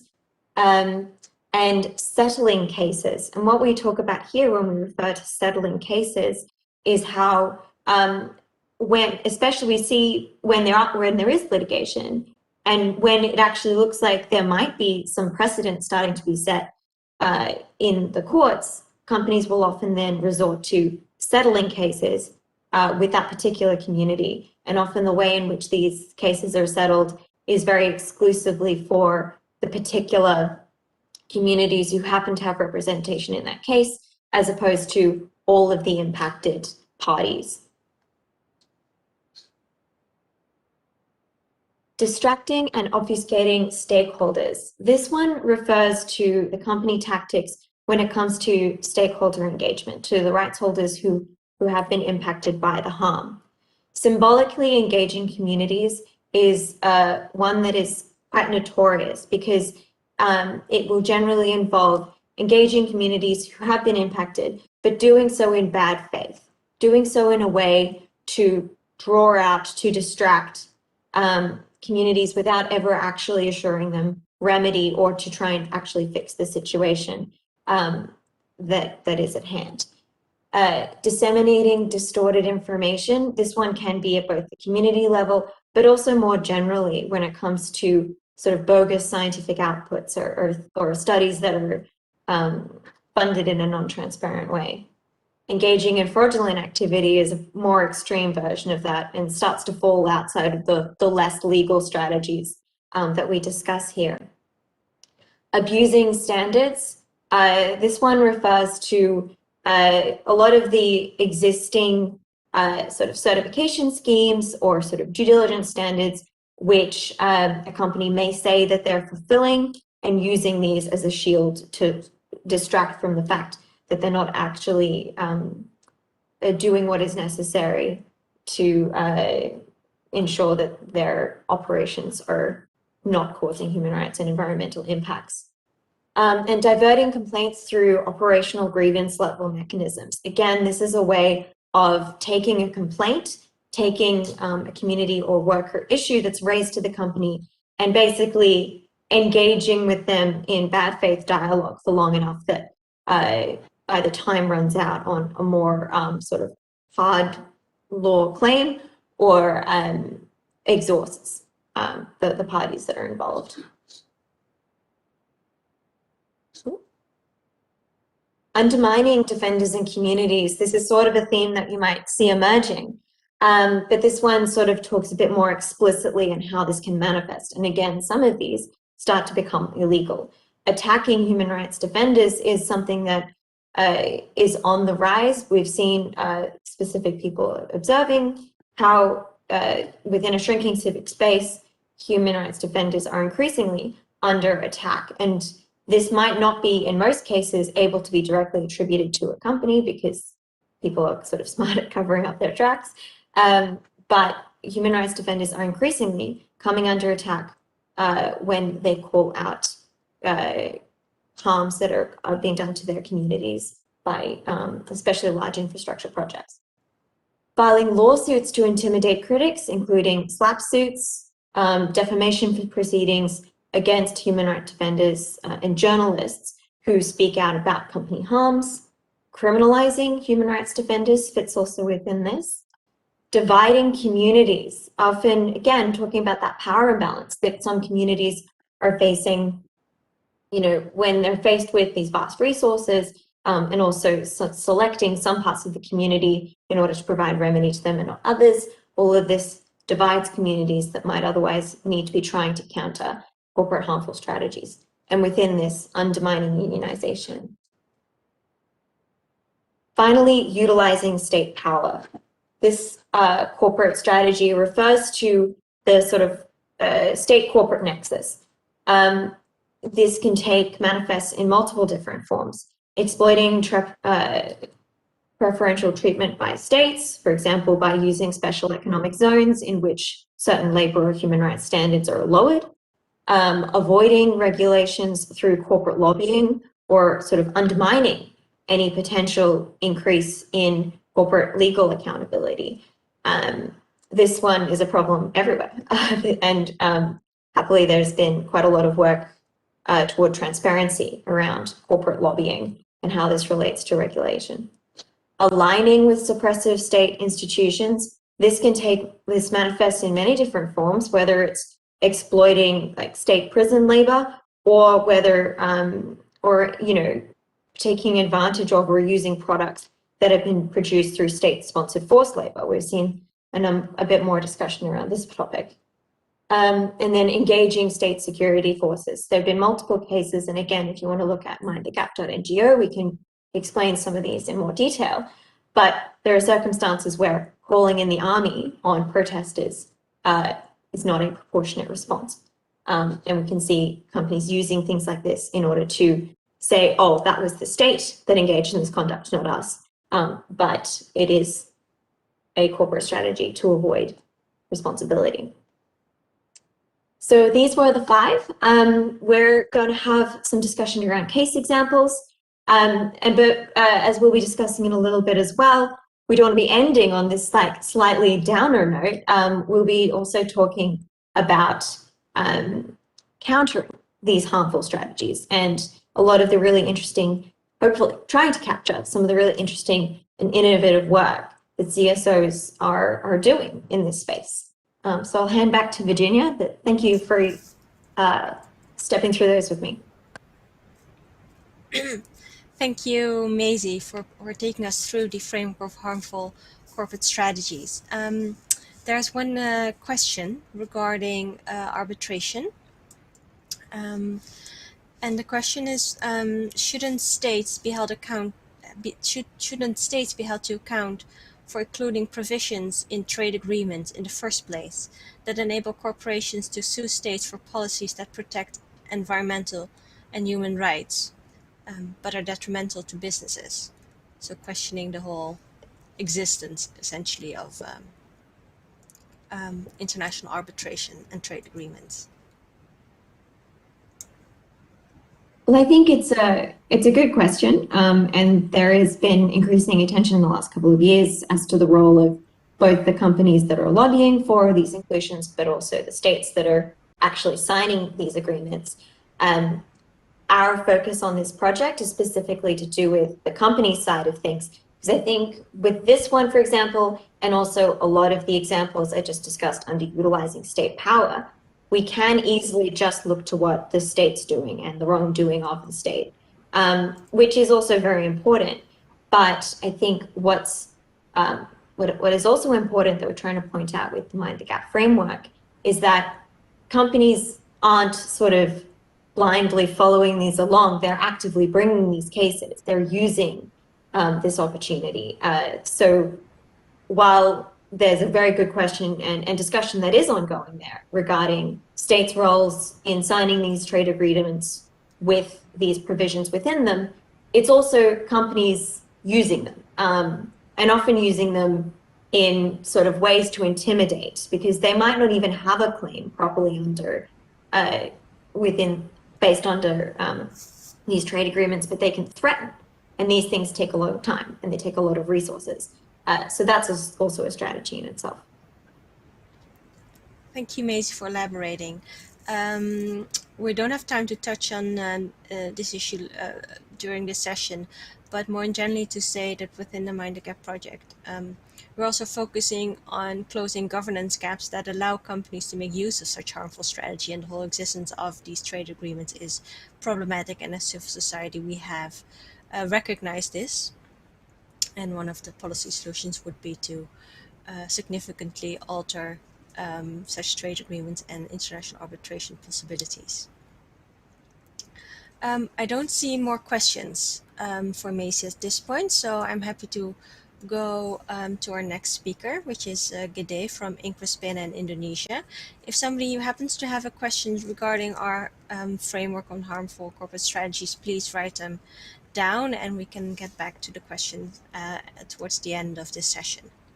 So for now, Gede, thank you for joining. You have an interesting presentation for us to discuss the impact and the community struggle to address the impacts of nickel mining in Indonesia. If you can briefly introduce yourself and then go through your slides, then yeah, that would be good. You can start. Yeah, hello everyone. My name is Gede, and I work as a Executive Director of Research Center for Crisis and Effective Development Strategies in Inkrespena, based on Jakarta. As a research center, we have conducted research on mineral mining industry, particularly on nickel mining. So I want to briefly present the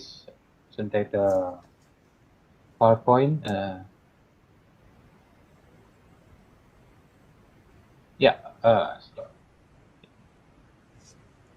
So the mining industry cycle consists of various phases. The first phase is licensing, which includes the determination of the area for the mining industry. The second phase is explorations. In this phase, the open area to become a white mining area has begun. And the third phase is construction, where the basic infrastructures and all facilities is being set up by the company. And the fourth is production operations, and the fifth is post-mining activities. In this phase, we can find various types of company activities that can lead to human rights violations. I will describe several incidents that can lead to human rights violation in certain phases. So first of all, on the expulsion of Tokarunsi indigenous people.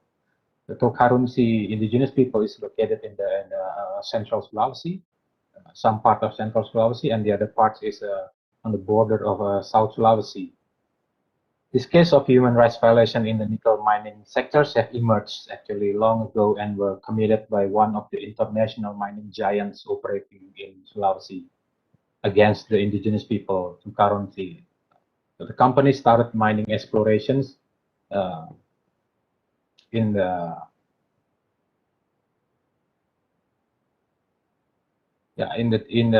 territory of the Tokarunsi customary community in 1986-88, based on contract works during the Suharto administrations.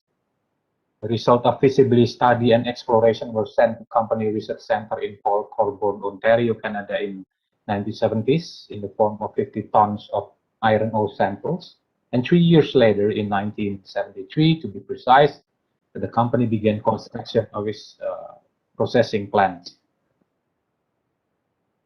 In 2012, sustainability in the annual report states that in 2010 and 2011, the company has relocated 57 families of the Karunsi indigenous people who live in production operations area to other places. But however,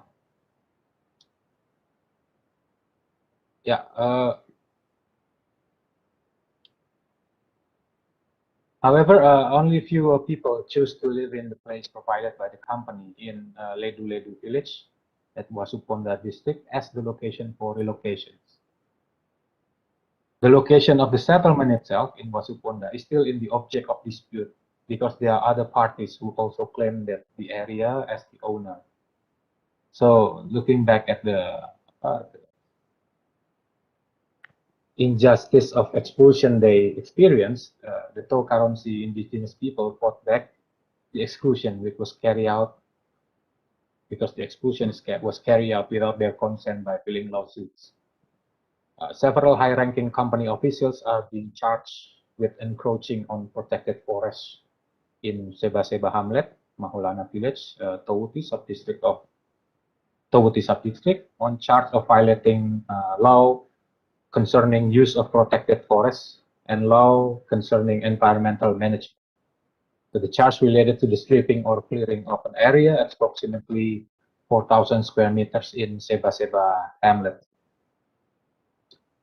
The Malili District Court ruled that the defendants were not legally and convincingly proven to have committed a criminal act. In this case, the defendant is the company. But on the other hand, the public prosecutor filed an appeal to Supreme Court. So to the Supreme Court decisions dated on 23rd August 2017, the prosecutor's request for case review was granted by the Supreme Court and rejected the company case for case review. So in this case, the lawsuit was won by the Tokarunsi indigenous people. But the existence of the indigenous Tokarunsi people who still live in Dongi village until now has not been fully received recognition from the company. They are even considered to be illegal settlers in the concession area. So, and then their customary rights have not received remediations. So there are several strategies that can lead to violation of access right to remedy used by the company, we can discuss it again. And the second case that I would like to presentate is on the constructions of road access to the mine deposit location. I will move on to the second case, which is about nickel mining infrastructure constructions, which had an impact on environmental damage and the livelihood of rural communities in the area around nickel mining. The village around the nickel mineral mines were hit by flash flood in around July and August. In two consecutive months, July and August 2010, the flash flood damaged 497 family houses and damaged the agricultural lands and damaged the water sources. Several company management delegates recorded houses and assessed the flood losses, but only provide instant food noodles. In addition, the companies allege that flooding is a natural phenomenon and not a result of mining activities by the company. Several times, people from 5 villages asked the company to meet and discuss the problem caused by the flood, but the company ignored it. The pile of anger that had accumulated and was ignored by the company led to the community protest on August 2010. Several villagers were arrested, but the police did not investigate the impact of the loss and the damage caused by the flood. So to prevent imprisonment and force the company to remediate by providing compensations, the activists held a press conference. This is what's interesting. The counter strategy used by residents was to develop a discourse on the threat of imprisonment and the threat to their life. So the residents who are accused of also building anti-criminalization discourse by stating that the large-scale mining activities, nickel companies, have an impact on environmental damage based on their investigation, because one of the company used to be a part of exploration workers in the company, so he knew about that the company is operating outside the concession zone and it is illegal. And also the activists of the village accused that the local government has turned a blind eye to this activity, this environmental damage activities. So both the company and the local government ultimately guarantee the safety of village activists because of fears that the widespread publicity of environmental damage will affect the company's image and also brings an investigation from central government about the allegations of conducting operations outside the concession zones. And also the heterogeneity administrations fear that their reputation would be tarnished if they remain silent. So fearing an investigation into illegal mining would be carried out, the company withdrew all lawsuit against the village activists and agreed to negotiate. However, the company rejected the compensations claim because when accepting the claim was tantamount to admitting guilt. So, faced with accusation by the company, arrest by the police, and threat of imprisonment against the village activists who are thought to have spearheaded mass actions that led to vandalism, the village community demand an investigation from local government. So the local government then, the Regency head, initiated the formations of 2 working groups consisting of various elements of the community and local government. The first working group is tasked with investigating the impact of mining road constructions, and the second working group investigating the flash flood. The result of that 2 working group investigations is brought by the villagers to the company and request for the company to respond to the result of investigation. But unfortunately, it was ignored by the company. Instead, the company made a counter study to reject the result of the study by villagers and governments. What others interesting about the case that happens in each of mining phase cycles, that also on the work status of the of the mining workers. Yeah. Apart from the environmental issues during the constructions and production operation phases, labor issues are also prominent in the regions. In 2010 to 2011, the first phase of smelter construction was carried out by a nickel processing company, and the second phase was continued in mid 2013. So the mining and the smelter construction that took place simultaneously required a large number of workers. Low wages without guarantee of work contracts, job security, and frequent cases of layoff or dismissals during the construction work process, and also the work pressures from unilaterally made company regulations encouraged workers to go on strike. So it's throughout 2014, there were about 10 work strikes, and each strike was responded by the company by dismissals, the workers. So the pretext for the dismissals was based on the legal basis, on the law of number 13/2003 and also the decree of Minister Manpower and Transmigration, by classifying the strike as quote unquote illegal strike. And because of that, illegal strike, workers are considered absent from works.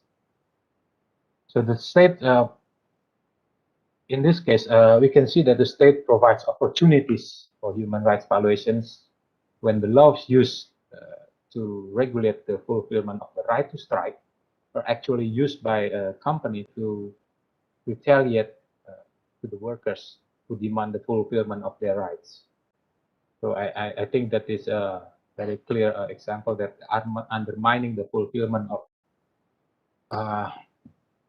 organizations' collective rights to strike through the law is one of the tactics used by a company in the framework of a strategy to attack communities or human rights defenders. The workers' counter strategy in dealing with the company retaliation efforts continues to be carried out by expanding their networks and assisting with the activists and NGOs in the provincial capital. So the aim was to make union organization and the strike was more organized.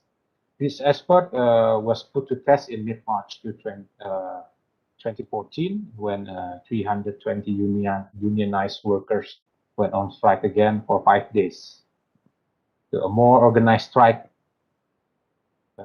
made the company improve the quality of their counter strategy by utilizing violence through state powers to the deployment of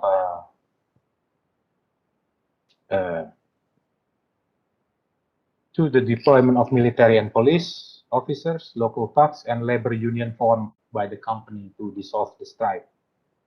So following the strike, the company retaliated again, apart from dismissing striking workers on the grounds of being absent from work for 5 consecutive days. It also mobilized thugs to carry out intimidations and violence in workers' settlements.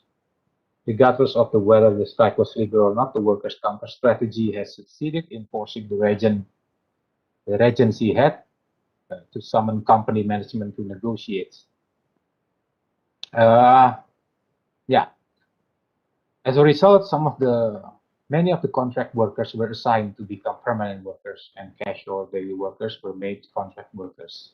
So in this case, at the point where the labor aspect began to appear dominant, the reciprocal actions of three parties, company, government, and also workers, begin to show a kind of continuity and discontinuity in practice and strategies used. And the second, the combination of two or more strategies was carried out one after another or simultaneously. It depends and also determined by the demands of the communities of workers are better organized or not. So I think, yeah, there are 3 cases that I can present to you public as an example of how the company use strategy and counter strategy that can lead to human rights violations. Okay, I think that would be all. Back to you, Virginia. Thank you. Thank you. Thank you, Gede, for presenting. I hope this for the audience gives a good impression of how companies use implement harmful strategies trying to avoid responsibility for human rights abuses. There are no questions at this point, Gede. Should they be entered into the question box, we'll get back to you towards the end of the session. So our next planned speaker was Bhumika Chowdhury from Cividep, India.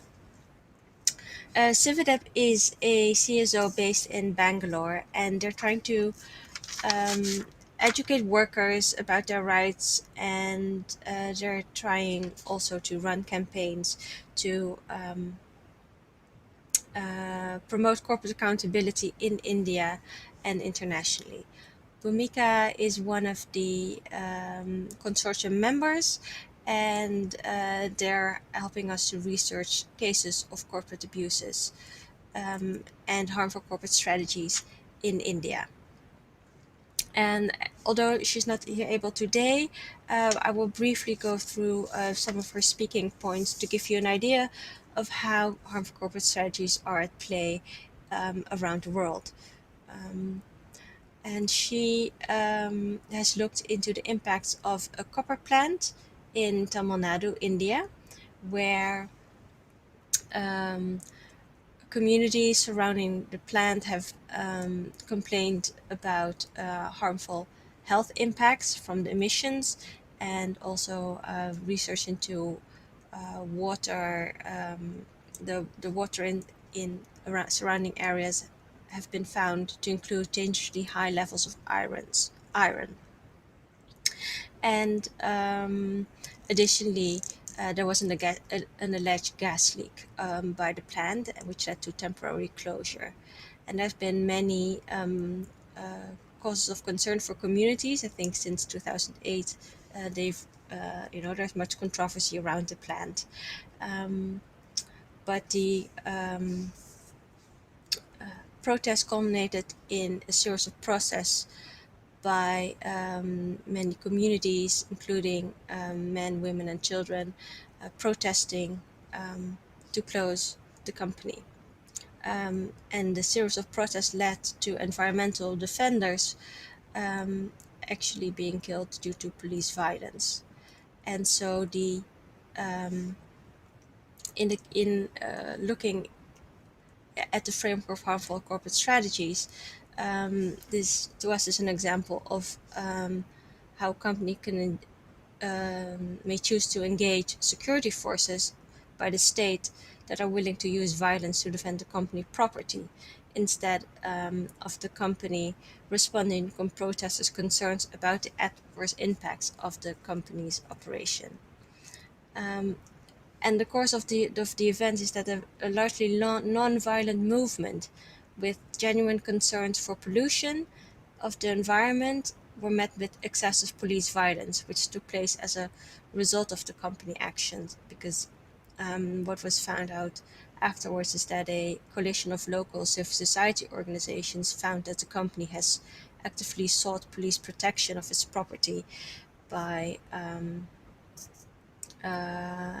declaring there's a grave and imminent danger of the protesters, which was in the eyes of the protesters definitely not true. It was a largely non-violent movement, but the police came in upon the request of the company, and the result was many injured, and unfortunately 13 people were confirmed to have been killed by police forces.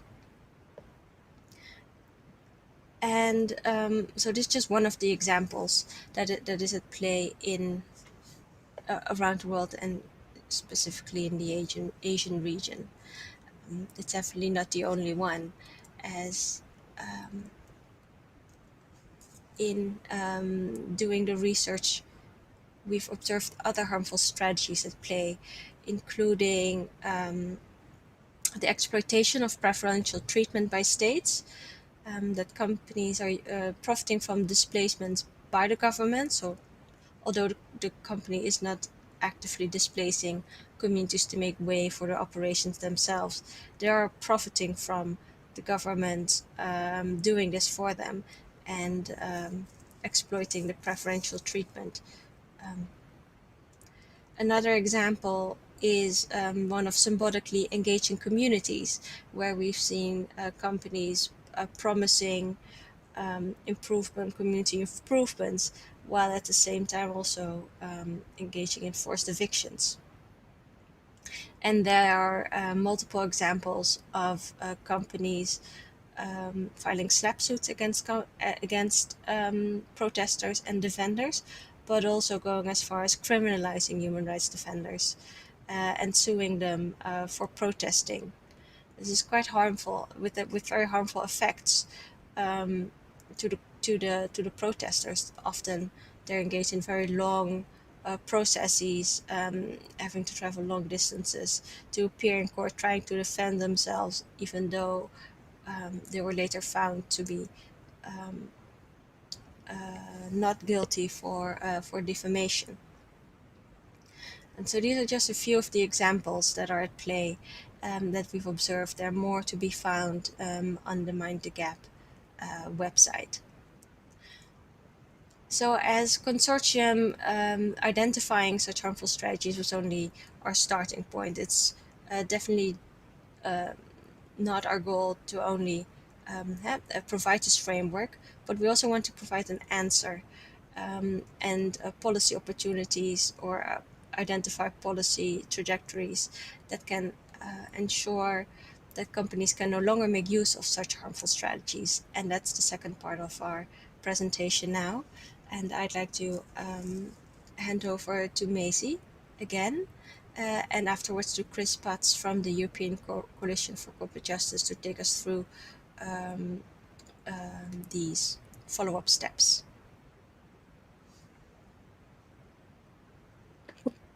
Well, thanks, Virginia. That was really helpful. And I think it was really good to sort of take the deeply theoretical sounding framework and demonstrate how that manifests in specific case studies, both in Indonesia and in India and elsewhere. So now we're going to discuss the Counter Strategies Toolkit. And I think if we can look at the visual of the PowerPoint, with the point of this toolkit was to help with sort of the more uplifting part of this project, which is developing counter strategies for civil society. The counter strategy toolkit, the idea is that civil society organizations around the world are actually facing a lot of these harmful strategies individually and often sort of in a void.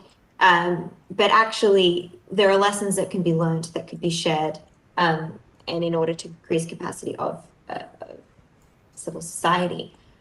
So our aim with this stage of the project is to capture that built expertise to better equip civil society and communities to counter these identified harmful strategies. And obviously, civil society, communities, trade unions have tried many different things in trying to fight back against increased corporate power, and some things are more effective than others. So we'd love to also capture even the strategies that haven't particularly worked well for civil society and what lessons we can learn from that as well. So our research approach has been to analyze 20 emblematic cases where often quite protracted conflict cases, where remedy for communities and workers was pursued in the face of some of these identified corporate harmful strategies, and in the face of sort of sustained company pushback, which unfortunately is kind of the norm in these sort of access to remedy cases. Off the back of this, we're undertaking key informant interviews with experts. So with members of civil society, with trade unionists, with lawyers who have been trying to pursue remedy for business and human rights violations for decades, and where they see the best potential counter strategies and what works and what doesn't work. We then plan on testing this resulting toolkit through partner workshops. So this is to say, what we're trying to capture here is that process of pushing back against corporate harmful strategies, that process that civil society goes through in trying to achieve remedy. Often in the reports that are publicly available, we might know a lot about the harms, and we might end up learning about what kind of remedy was or wasn't achieved. But there's a middle part there where civil society, where trade unionists, where community representatives have worked really hard and strategized in order to try and achieve remedy in the face of what seems often really quite almost insurmountable odds. So we want to draw out that strategic work that's being done by civil society and analyze what works and what doesn't. Some of the counter strategies, which this is very early, very preliminary. This is not the toolkit itself, but these are some examples of potential counter strategies that have been identified so far. So this is just to give you an idea, because what we want from you today is to learn more about potential cases that you think might give good examples of counter strategies, even ones that didn't particularly work, and just to sort of illustrate, what we're kind of looking for.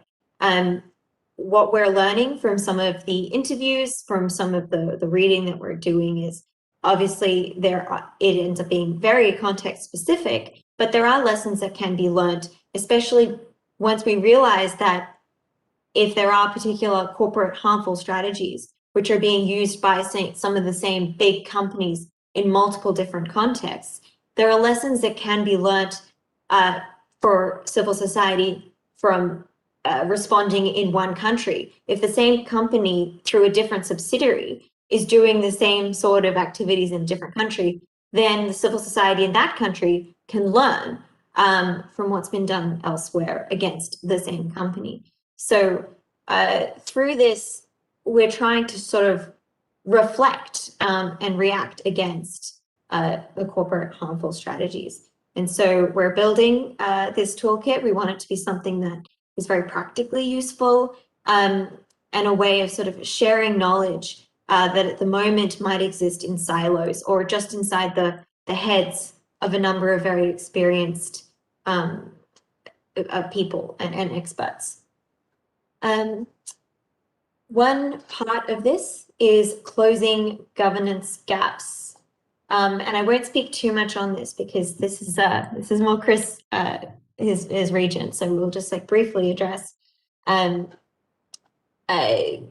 of the, obviously the point of Mind the Gap, the name of it, is how the fact that companies are able to use these strategies, are able to operate in these ways because of these massive governance gaps that continue, the sort of the gap between their power and their ability to operate in multinational contexts and the power of the state or otherwise to hold them accountable.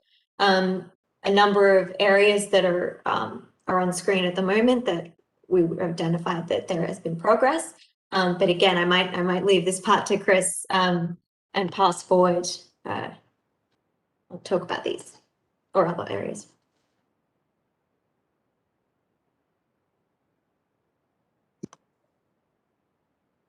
Great, no thanks, Maisie, and everybody for joining us today. I'll speak to the element of this project, which is really directed at governance gaps and what can be done and what is being done by various states around the world in order to address some of the corporate strategies which we've identified in this project to date. For each of these corporate strategies, as Maisie outlined, there is at times and often a corresponding governance gap.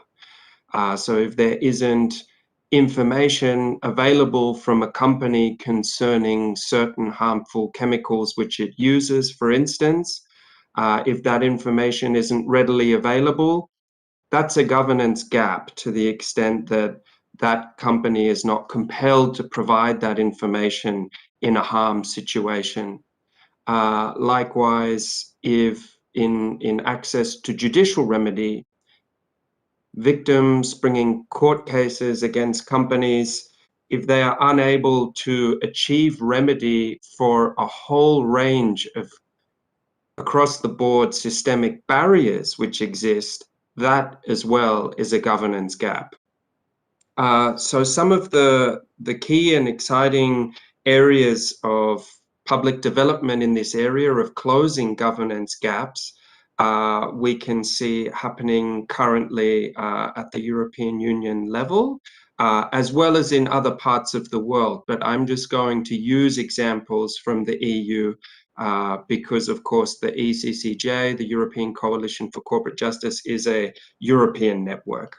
Some of the regulation which I'm about to speak about will, of course, is intended to have extraterritorial effect. So will hopefully and is intended to be to the benefit of other project partners in the Mind the Gap project, but also other civil society actors around the world. And we really hope that together with the toolkit which we're developing in the realm of this project, that there can be practical and real life impacts for advocates and human rights defenders and communities and workers in global value chains affected by global business operations of European companies and other companies based in the so-called global north. So one of the first and most prominently discussed legislative developments that we're seeing is the trend towards human rights and environmental due diligence legislation.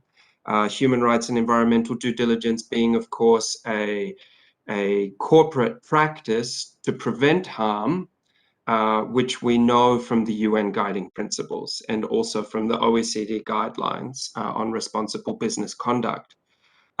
We saw the first legislative move in this area in France in 2017 with legislation which is already in force and basically puts a corporate obligation on French companies to develop a plan to address, well, first of all, to identify the risks that their operations pose to human rights and the environment throughout their global value chains, to engage with stakeholders.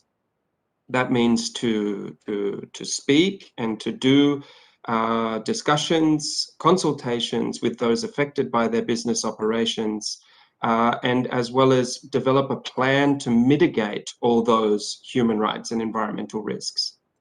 There's as well an access to remedy element to this particular law, which improves civil liability, the substantive law on civil liability for victims who have been affected by French corporate misconduct around the world, which can have improved access to French courts to bring claims of harm or of injunctive nature. So that is to say, if there hasn't been harm yet, that potential victims can bring a claim before French courts saying, you know, there may well be harm in the future because this company is not doing its due diligence properly yet. And then the French court can make a judgment compelling the French company to indeed do its due diligence and to prevent the harm from occurring. Such a legislation is also being discussed and be expected to be passed in Berlin, in Germany next week. It's also being discussed in the Netherlands with as I understand it, legislative proposal being discussed by the government parties at the moment. Other European countries such as Finland, Norway, Switzerland, Luxembourg have all had or are having quite developed and advanced discussions on human rights and environmental due diligence legislation currently. or in the recent past. So what are some key elements of this type of legislation which respond to the corporate strategies we've been talking about, or the types of governance gaps which facilitate these corporate strategies? A key element, which I sort of already touched on, is the need for civil liability in order to address some of the real judicial obstacles to remediation, or the judicial governance gaps, which we see continue to perpetuate a situation of corporate impunity, leaving victims without redress and leaving victims with the bill to cover the financial cost of their own harm. So an essential element of corporate and human rights and environmental due diligence legislation has to be civil liability to improve the substantive law.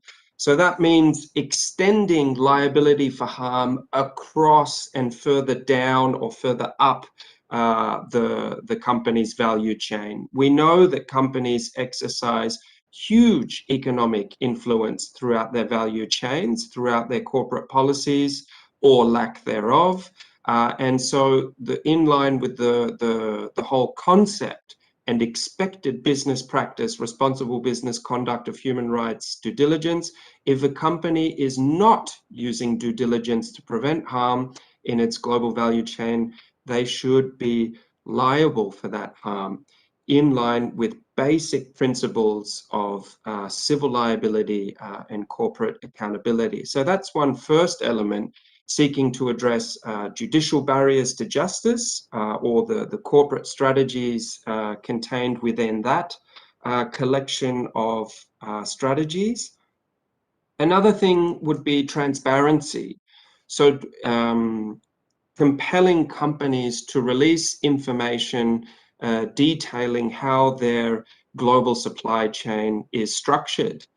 So very clear and concise data concerning who are their suppliers, what is their corporate structure in terms of what type of subsidiaries do they own, where do they source their products from, what are the trade unions and other stakeholders represented throughout their value chain, what are their essential risks to the environment and human rights which their business operations pose. In the EU, there is the Non-Financial Reporting Directive, or now called the Corporate Sustainability Reporting Directive. And these types of laws go some way towards compelling companies to show what their risks are and what they're doing to prevent and mitigate those risks. I would just stress again that in order for this element to be really useful and in order for it to really close a governance gap, we need it to be as literal as possible in terms of the data which is being disclosed. As I said, we need names and addresses and data on manufacturing sites, names of chemicals being used in the production processes, and not only a narrative description from the company about what its due diligence plan is. I would go to another potential type of legislation which is being debated at the EU level at the moment, which is indeed a type of legislation which exists around the world, which is anti-SLAPP legislation. So SLAPP stands for a strategic litigation action against public participation. Essentially, this is a corporate lawsuit brought against civil society defendants or human rights defenders when they start to talk about corporate impunity or corporate harm which is being caused. There are many examples of this around the world when NGOs or trade unions or communities start to talk to the press about the corporate harm that they're victim to. And then they have one of these judicial actions brought against them.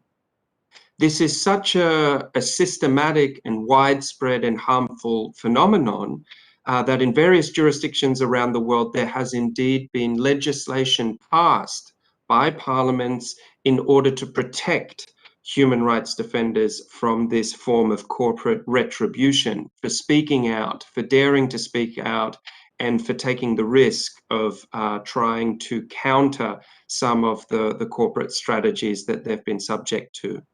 So at the EU level currently, there are discussions about an EU-wide directive or law to protect NGOs, journalists, and the like from corporate judicial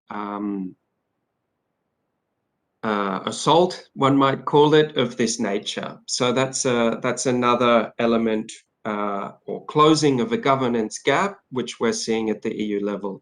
I'm not sure how we're doing for time at the moment. If okay, that seems to be okay. Well, I just wanted to highlight as a last element the UN Treaty on Business and Human Rights, which is being negotiated in Geneva at the moment, and which is very complementary indeed to the whole United Nations Guiding Principles policy framework. I think it's incredibly important that we acknowledge that this legislative initiative at the international level gives us the chance to begin to address in law a lot of the existing governance gaps which have been identified by partners in this Mind the Gap project to date. The whole goal of the UN treaty process is to plug some of these gaps based on the evidence which we've seen of how these governance gaps are functioning in real life, the types of corporate impunity strategies which they facilitate. So this global regulatory initiative is indeed a very big opportunity to address many of the well-researched and evidenced cases of corporate impunity and corporate abuse, leaving victims, communities, and workers disempowered and harmed and left to cover the costs of their own remediation. So I would just like to highlight that to conclude and to say that it's a welcome and a very beneficial and hopefully successful initiative to start plugging a lot of these governance gaps that exist at national, regional, and international level. So looking forward to any questions concerning governance gaps and current regulatory initiatives from Europe or indeed around the world that anyone would like to discuss. Thanks a lot. Thank you, Chris, for helping us link policy trajectories to close so-called governance gaps that enable companies to make use of harmful strategies identified. It's a good addition to seeing how the practices has been laid out by Gede from INCRISPENA and what Bhumika from CIVIDEP would have liked to share with us, have researched and documented. We have no questions for you, and so that brings us to the last part of this side session, and we wanted you to go to menti.com, and hopefully the facilitators can pull up the slide. Oh, I see that the slide is, the Menti is there, but the code is not visible. We would have liked to take you through a harvest of your experiences in counter strategies, or your experience with cases in which remedy was pursued despite company pushback, because as a next stage in this project, we are developing a counter strategy toolkit to capture experiences by civil society organizations that were successful, and share that with others who are experiencing the same type of harmful strategies implemented by companies.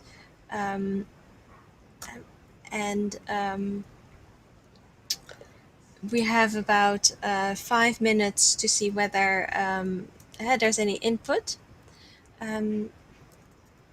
because we would like to capture the experiences of the audience here today and of others that we've talked to in interviews before. So we can document everything in an online toolkit that will also be available on our website, www.mindthegap.ngo, and we'll be presenting this to the world to see and to help you fight corporate impunity. So you see menti.com and the number 63887316. If you enter that into the website, you can give us your feedback. We'll leave it open also after the session, so you can give us your input and your ideas for countering harmful corporate strategies. If the facilitators can pull up the Menti page in addition to us, then yeah, we can see whether there's any input now. But given the time, I would already like to thank our three speakers, Maisie, Gide, and Chris, for taking us through the research that the Mind the Gap Consortium has started, case examples in Indonesia, and how to link experiences with policy solutions, and trying to stop corporate impunity and help communities access remedy for harm suffered. Also, I'd like to thank the facilitators of the forum and the organizers, the many organizations and contributors that have made possible the forum, as well as the site session today, and our facilitators that helped us with the technical issues. Yes, I see there is some input coming in addition to conduct research to counter company arguments as an important counter strategy, a case against Total activities in Uganda, which can indeed be an interesting case for us to have a look at.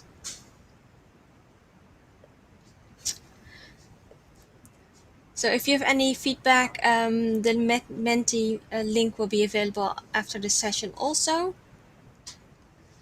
And I'm very, very appreciative to see input coming in here, because our knowledge only goes this far, and a regional session as we're able to host today is very valuable to us, and good to see cases that are not yet on our radar being put on our radar now for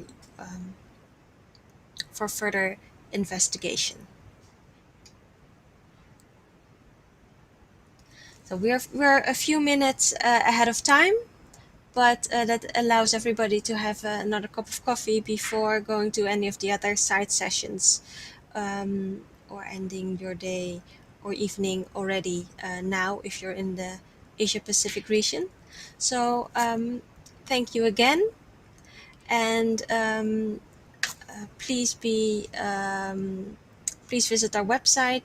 If you have any feedback for us, you can also reach us via our email addresses, which will now be put on the last slide.